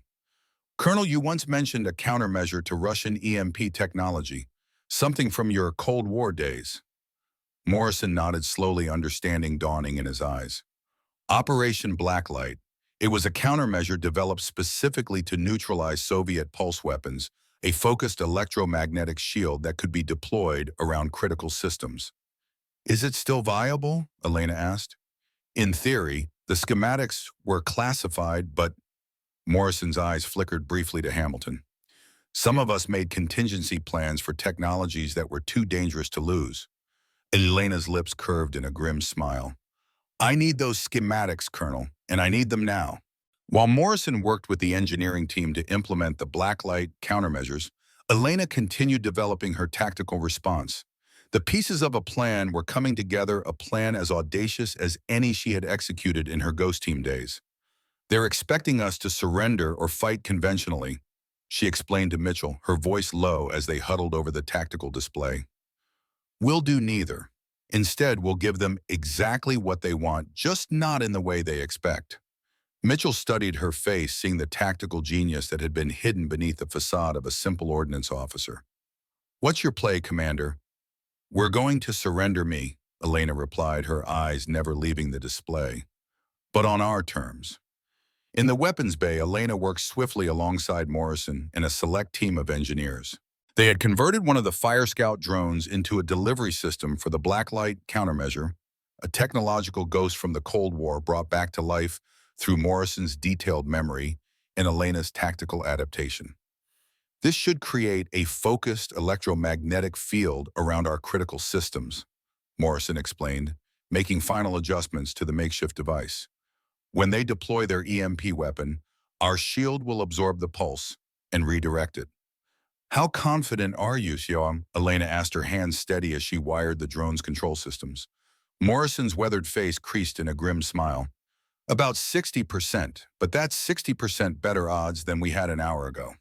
On the other side of the bay, Lieutenant Parker supervised the modification of a Tomahawk missile, replacing its standard warhead with a specialized package designed to emit a concentrated burst of electromagnetic energy. If this works, Elena said quietly to Morrison, it will neutralize their EMP capability and give us a fighting chance. And if it doesn't, the old colonel asked. Elena met his gaze steadily. Then at least we'll go down fighting instead of surrendering to people who betrayed everything we swore to protect. Morrison nodded understanding. You know Hamilton won't stop. Even if we survive this, he and his shadow division will keep coming after you. Let them come, Elena replied, her voice hardening with resolve. I'm tired of running, tired of hiding who I am and what I'm capable of.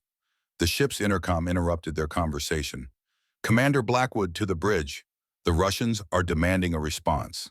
Elena finished her work, then straightened, exchanging a meaningful glance with Morrison.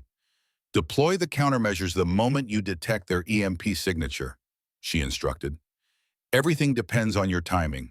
I won't let you down, Commander, Morrison promised, just like you never let down your team. Elena paused at the door, looking back at the man who had been her silent ally for the past 6 months. When this is over, Colonel, we're going to have a long conversation about all the things you've been keeping from me. Morrison's lips quirked in a half smile. Looking forward to it, Commander. Just make sure there is an after for both of us. On the bridge, the atmosphere was charged with tension as Elena entered. The tactical display showed the Russian vessels had tightened their formation, closing the noose around the USS Defender. They've issued their final warning, Mitchell informed her. 2 minutes until they deploy their EMP weapon. Hamilton and Wallace stood to one side, their authority temporarily suspended, but their presence a constant reminder of the internal threat. Open a channel to Captain Petrov, Elena ordered, moving to the command position. The main screen flickered to life, revealing Petrov's cold, calculating gaze. Commander Blackwood, have you decided to be reasonable? Elena stood tall, her bearing that of a commander rather than a subordinate. I will surrender myself to your custody under specific conditions, Captain Petrov. Petrov's eyebrow arched in surprise. You are hardly in a position to dictate terms, Commander. On the contrary, Elena replied evenly, you want what's in my head, the Blackbird codes. Damaging this ship or killing me would defeat your purpose. And your conditions? Petrov asked, curiosity evident in his tone. I will transfer to your vessel in one of our launches. No boarding party, no additional personnel. Elena's voice remained steady, betraying none of the calculated risks she was taking. In return, you will withdraw your vessels from proximity to the USS Defender and guarantee its safe passage. Petrov studied her, weighing her proposal. And why would you suddenly decide to cooperate after 7 years of resistance? Elena's eyes hardened. Because I've learned that the people I've been protecting don't deserve my loyalty. She glanced meaningfully at Hamilton. I'd rather deal with an honest enemy than a duplicitous friend. Hamilton stepped forward, face flushed with anger. This is treasonous, Commander. Captain Mitchell. Place her under arrest immediately. Mitchell remained impassive. Commander Blackwood has full tactical authority on my order, Admiral. If her strategy involves personal risk to save this ship and crew, that's her call to make. Petrov watched this exchange with evident amusement. Internal discord in the American command structure. How unexpected. His eyes returned to Elena. Very well, Commander. I accept your terms. You have 15 minutes to board your launch. Any sign of deception, and I will not hesitate to disable your vessel. The screen went dark, leaving the bridge in tense silence. You can't seriously be planning to surrender yourself, Mitchell said quietly to Elena. Trust me, Captain, she replied, her voice equally low. Everything is proceeding according to plan. Hamilton moved toward them, his authority momentarily reasserted by the sheer force of his personality. Whatever you're planning, Commander, it won't work. Petrov is not a man to be underestimated. Neither am I, Admiral, Elena replied coldly. Something you seem to have forgotten. She turned to Mitchell. Captain, I need to prepare for transfer. Lieutenant Hawkins continue monitoring Russian communications. Alert me to any changes in their positions or electronic emissions. As Elena moved toward the exit, Hamilton called after her. The Blackbird codes are more important than any single life, Commander, even yours. Those weapons must be secured before they fall into the wrong hands. Elena paused, looking back at the man who had manipulated her career, her life for 7 years. The weapons are already in the wrong hands, Admiral. They have been since 1991. In her quarters, Elena changed into her formal service uniform, the insignia of her true rank gleaming on her collar. Whatever happened next, she would face it as Commander Elena Blackwood, not as the shadow she had been forced to become. She opened the locked footlocker that had remained untouched for 6 months, removing a small encrypted device, a Ghost Team emergency beacon designed to transmit a specific signature through almost any jamming technology. As she secured it beneath her uniform, a soft knock sounded at her door. Enter, she called, expecting Morrison or Mitchell. Instead, Lieutenant Parker stepped in, his expression a mixture of determination and shame. The young officer who had once mockingly called her ballast bitch now stood at attention, unable to meet her eyes. Commander, he began, his voice faltering slightly. I need to apologize for my behavior these past months. Elena studied him, seeing not just regret but genuine admiration in his bearing. We all have roles to play, Lieutenant, some more pleasant than others. It's more than that, ma'am, Parker insisted.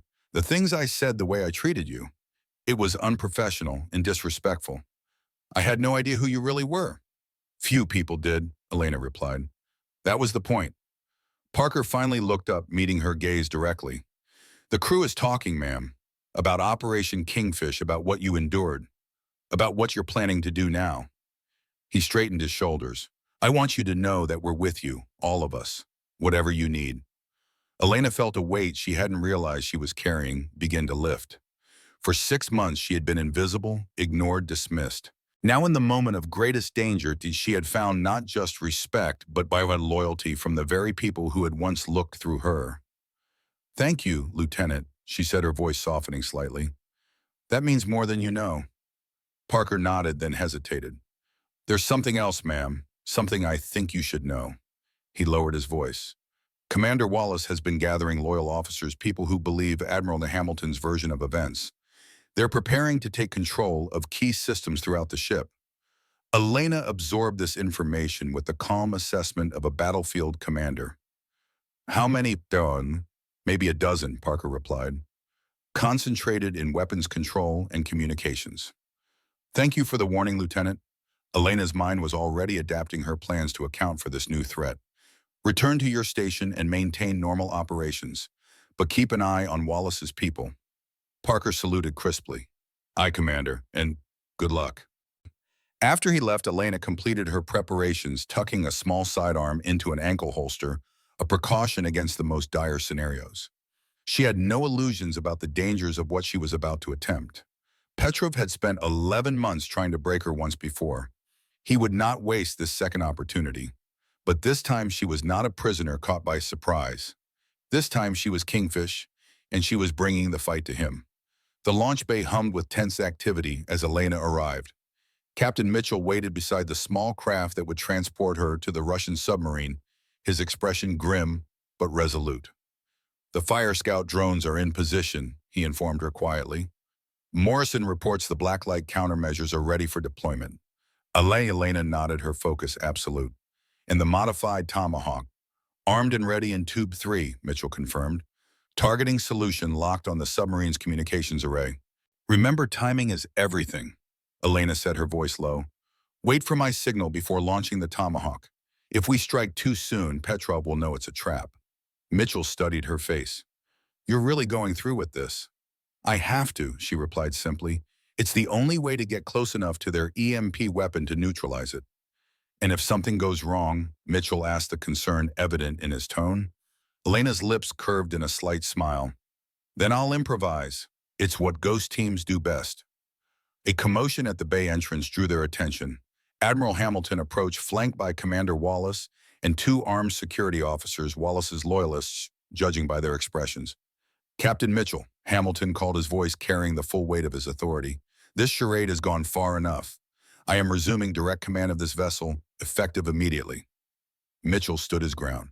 On what grounds, Admiral? On the grounds that you and Commander Blackwood are compromised, Hamilton replied coldly. Your judgment is impaired by emotional considerations rather than strategic necessity. Wallace stepped forward, hand resting on his sidearm. Stand down, Captain. Don't make this more difficult than it needs to be. The launch bay had become another silent battlefield, the lines of authority and loyalty drawn in invisible but unmistakable lines. Elena assessed the situation with the cool detachment that had kept her alive through countless operations. Hamilton was making his move now before she could implement her plan. If he succeeded in retaking command, everything would be lost. Admiral Hamilton, she said, her voice cutting through the tension. Before you take this irrevocable step, there's something you should know about the Blackbird codes. Hamilton's eyes narrowed with suspicion. What about them? I remember them, Elena said simply. Not consciously, not completely, but enough. Fragments that have surfaced over the years, sequences of numbers and letters that made no sense until now. It was a calculated risk, a bluff designed to leverage Hamilton's obsession with the Blackbird project. You're lying, Hamilton said, but uncertainty had crept into his voice. Am I? Elena countered. 11 months of Petrov's interrogation techniques had an unexpected side effect. Memory fragments, flashbacks, pieces of information rising to the surface under extreme stress. She paused deliberately, like the stress of this moment. Hamilton studied her, weighing her claim against his desperate need for those codes. What are you proposing, Commander? Let me proceed with the transfer to Petrov's vessel, Elena replied. But instead of fighting against me, work with me. Between what I remember and what you know about Blackbird, we might actually have a chance of securing those weapons. It was a masterful deception, appealing to Hamilton's mission while advancing her own. The Admiral's hesitation showed her words had found their mark. How do I know you won't simply give the codes to Petrov? Hamilton demanded. Elena's expression hardened. Because despite everything, Admiral, I'm still an American officer. Those weapons belong in American hands, just not yours alone. The standoff stretched for several tense seconds before Hamilton finally nodded. Very well, Commander. Proceed with the transfer, but Wallace and his team will maintain control of the weapon systems as insurance against any misunderstandings. Mitchell began to protest, but Elena silenced him with a subtle gesture. Agreed, Admiral, but Captain Mitchell retains command of the vessel itself. It was a compromise that gave her what she needed most, the opportunity to proceed with her plan. Hamilton nodded curtly. Be aware, Commander, that if you attempt to betray us, Wallace has authorization to use whatever force is necessary. I would expect nothing less, Elena replied, her voice steady despite the implicit threat. As Hamilton and Wallace withdrew with their security detail, Mitchell turned to Elena, concern evident in his expression. You don't actually remember those codes, do you? No, she admitted quietly, but Hamilton's desperation makes him vulnerable to hope. We needed to buy time, and now we have it. Mitchell's admiration was evident in his gaze. You're one hell of a tactician, Commander. Save your compliments for when we've survived this, Captain, Elena replied, though a ghost of a smile touched her lips.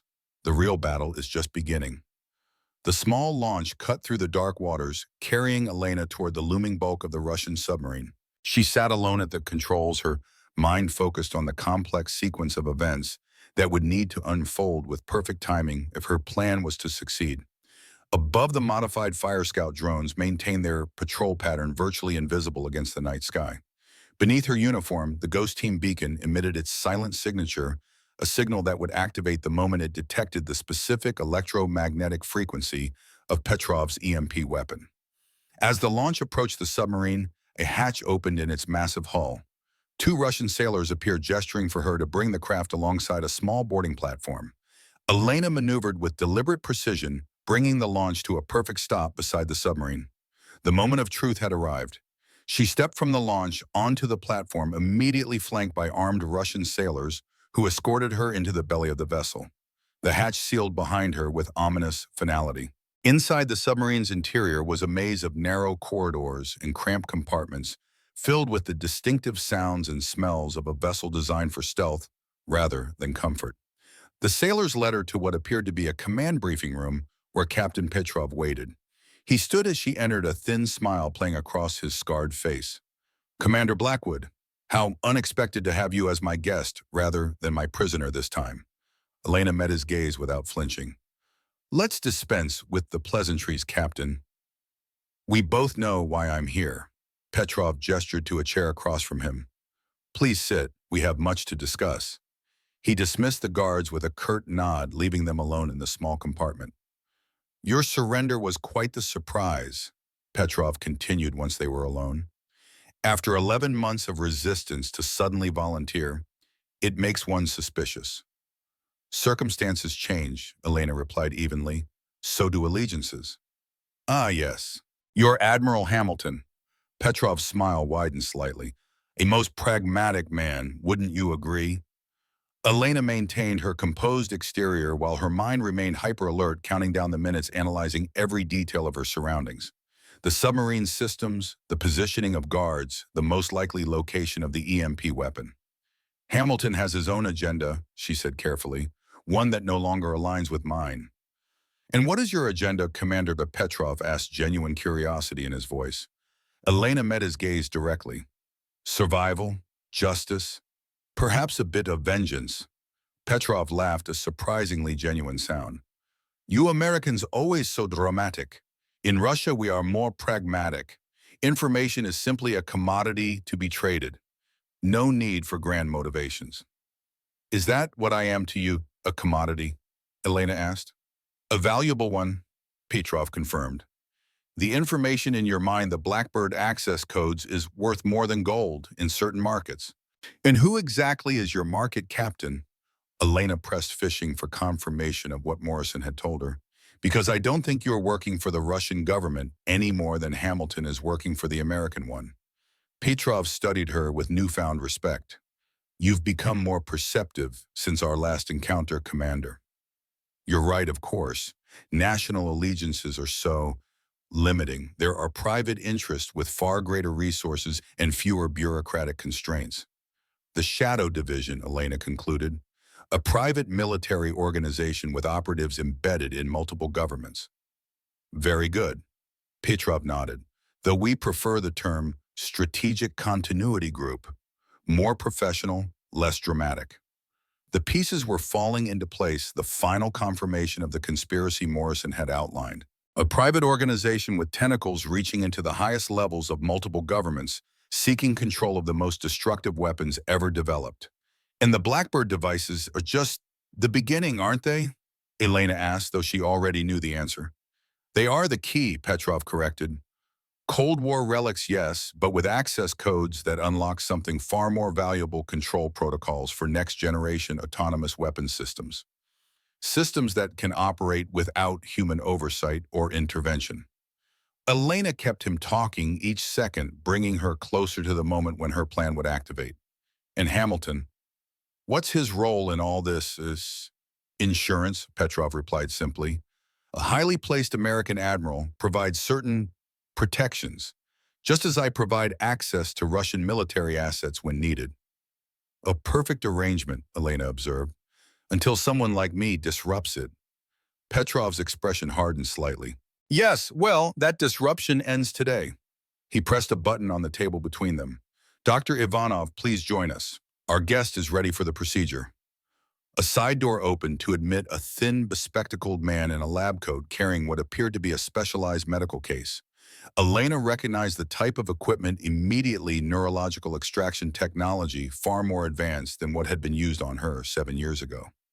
The procedure is quite refined now, Petrov explained conversationally, much less invasive than our previous methods. You'll be conscious throughout but unable to resist the cognitive probes. The information will be extracted whether you cooperate or not. Elena maintained her calm exterior while inwardly counting down. 3 minutes until Morrison would activate the blacklight countermeasures. 4 minutes until Mitchell would launch the modified Tomahawk. Everything depended on her keeping Petrov engaged until then. Before we begin, she said carefully, I have a question, Captain, a professional curiosity, if you will.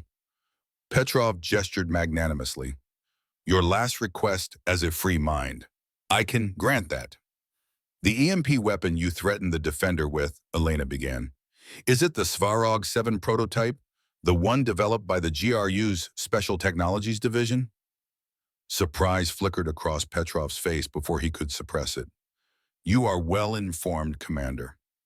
Yes, the Svarog 7, capable of disabling all electronic systems within a half-kilometer radius without causing physical damage. Quite the technological marvel. And where is it deployed? Elena asked, pushing her advantage. On this vessel, Petrov smiled thinly. Nice try, Commander, but its location is not something you need to know for our procedure. The doctor had finished setting up his equipment, a disturbing array of neural interfaces and monitoring devices. We are ready, Captain, he announced. Excellent, Petrov replied, then turned back to Elena. No more delays, Commander. It's time to finally unlock the secrets that you've been carrying all these years. As the doctor approached with a neural probe, Elena made her move. The Ghost Team beacon beneath her uniform had been silently mapping the submarine's electronic emissions, pinpointing the distinctive signature of the Svarog 7 device. With practiced precision, she activated the beacon's secondary function, a focused electromagnetic pulse, designed to trigger the blacklight countermeasures aboard the USS Defender. The effect was immediate. Alarms blared throughout the submarine as its sensors detected the pulse. Petrov's eyes widened in sudden understanding. What have you done? He demanded, reaching for a communication panel. Created a distraction, Elena replied, moving with the fluid speed that had once made her Ghost Team legendary. Before either Petrov or the doctor could react, she had flipped the heavy table between them, sending equipment crashing to the floor. In the same motion, she retrieved the sidearm from her ankle holster, leveling it at Petrov.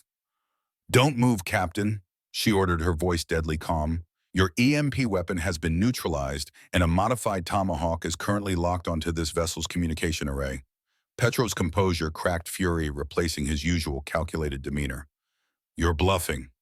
No one could neutralize the Svarog 7 that quickly. Colonel Morrison sends his regards, Elena replied. He always was fond of Cold War countermeasures. Understanding dawned in Petrov's eyes. Blacklight, he whispered. That program was terminated decades ago. Much like Blackbird, Elena countered. Yet here we are. The submarine shuddered as something impacted nearby the modified Tomahawk, striking its target with pinpoint precision. The lights flickered, then stabilized as backup systems engaged. Your communication array has been disabled, Elena informed him. You can no longer coordinate with your surface vessels or transmit the activation signal for the Svarog 7. Petrov's hand inched toward a concealed weapon, but Elena's aim never wavered. I wouldn't, Captain. Unlike you, I don't need anyone conscious for extraction procedures. The door burst open as armed sailors responded to the alarms, weapons raised. Elena had anticipated this moment, positioning herself with her back to a bulkhead, Petrov's body between her and the new threat. Stand down, Petrov ordered his men, recognizing the precariousness of his position. The commander and I are still negotiating. The sailors hesitated, weapons still raised but not advancing.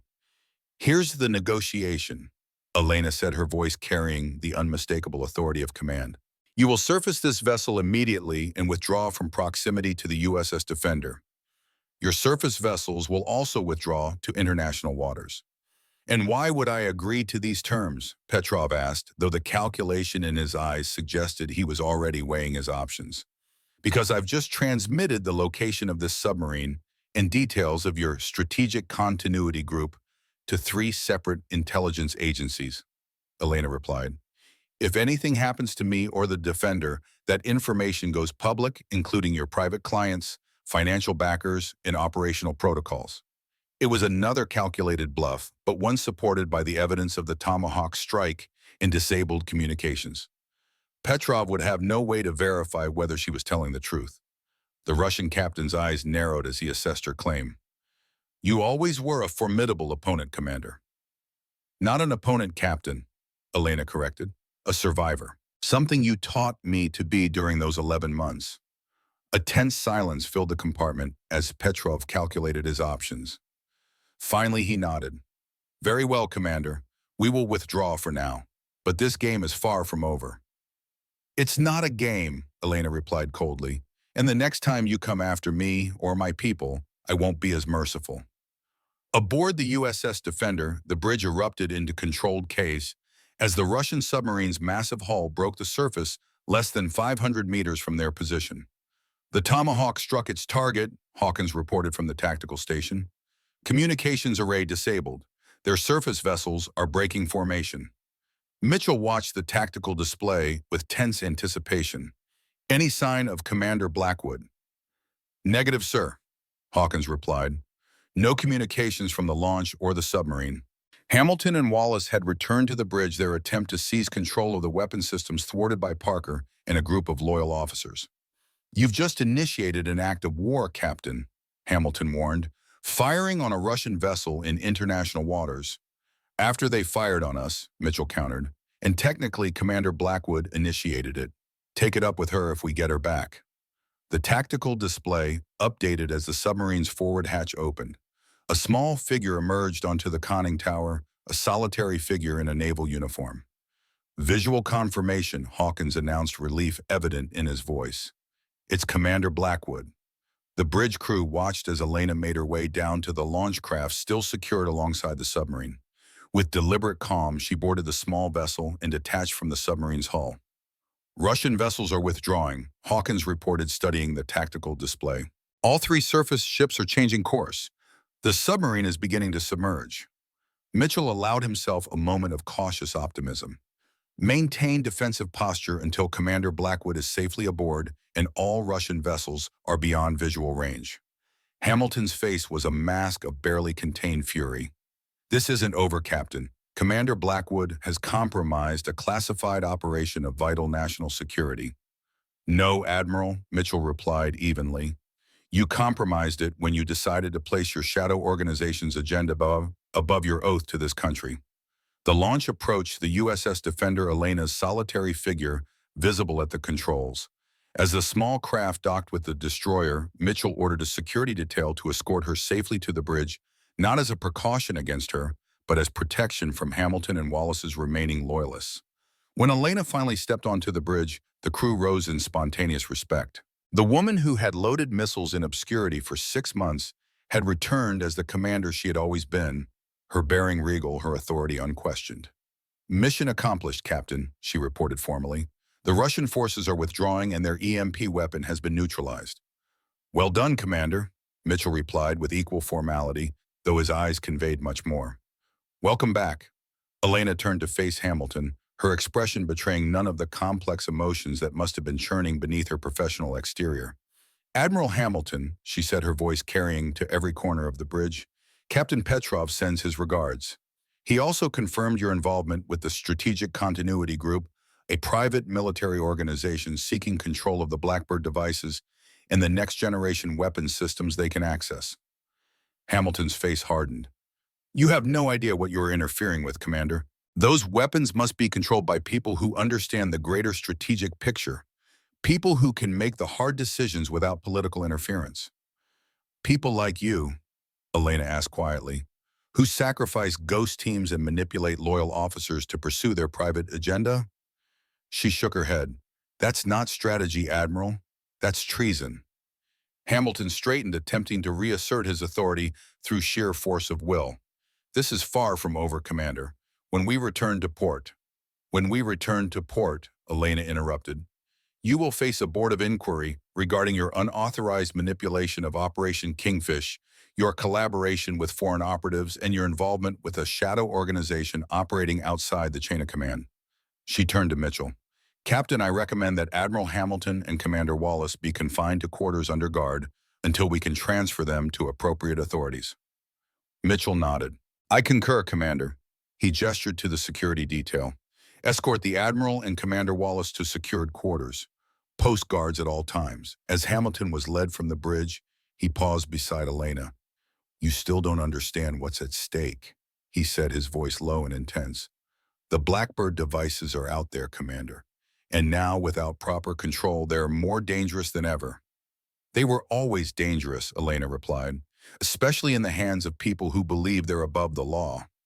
After Hamilton and Wallace had been removed, Mitchell turned to Elena. What really happened on that submarine, Commander? Elena's expression softened slightly. Let's just say Captain Petrov and I reached an understanding. He now knows the cost of coming after me or this ship again. Morrison, who had joined them on the bridge, nodded with approval. The Ghost Commander strikes again. Elena looked around at the bridge crewmen and women who had ignored her for months now, watching her with undisguised respect and admiration. The transformation was complete from shadow to commander, from invisible to essential. Captain, she said, turning back to Mitchell, request permission to resume duties as tactical executive officer. Mitchell smiled. Permission granted, Commander, though I think we might need to make that position permanent when we return to port. One step at a time, Captain, Elena replied, though for the first time in 7 years, a genuine smile touched her lips. We still have a ship to run. 2 weeks later, the USS Defender docked at Naval Station Norfolk, its return marked by an unusual reception committee, senior officers from Naval Intelligence, the Joint Chiefs, and even a representative from the Secretary of Defense. The debriefings had been intense and exhaustive. Elena had spent days recounting every detail of Operation Kingfish, her captivity, and the recent confrontation with Petrov's forces. Hamilton and Wallace had been transferred to secure facilities pending investigations that would likely span years and reach into the highest levels of military command. On her final day aboard, Elena stood on the observation deck, watching the activities of the busy port.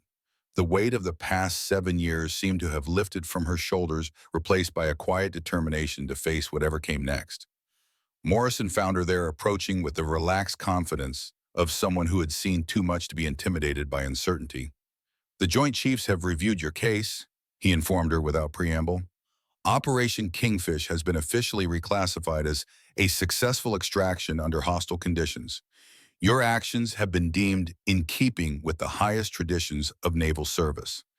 Elena's expression remained carefully neutral. And my team, the operators who died because of Hamilton's manipulation. Posthumous commendations, Morrison replied. Their families will be notified of their heroism, though the details will remain classified. Better than nothing, Elena acknowledged. And Hamilton, Morrison's weathered face hardened, cooperating after a fashion. His testimony has already led to the identification of 3 other members of the Strategic Continuity Group within Naval Command. But the organization is vast, embedded in multiple governments, private corporations, intelligence agencies. And the Blackbird devices, Elena asked the question that had driven so much of the past 7 years.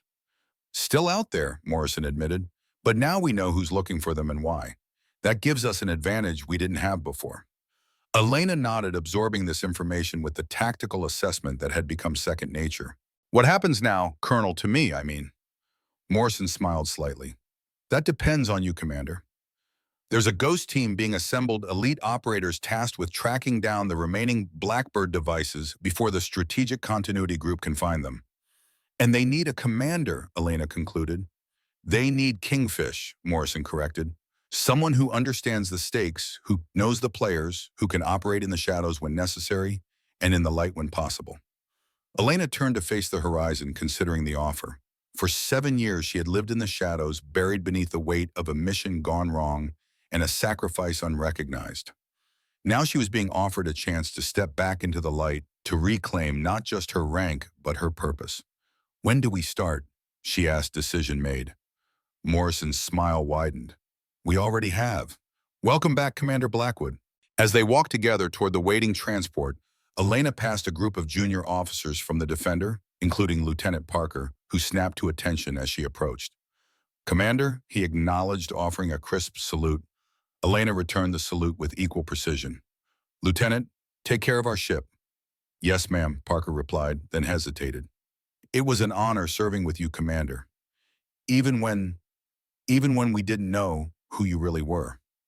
"Sometimes the greatest honor comes from doing your duty when no one is watching, Lieutenant," Elena replied. "Remember that." As she continued toward the transport, Elena felt the eyes of the crew following her, no longer looking through her, but truly seeing her for the first time.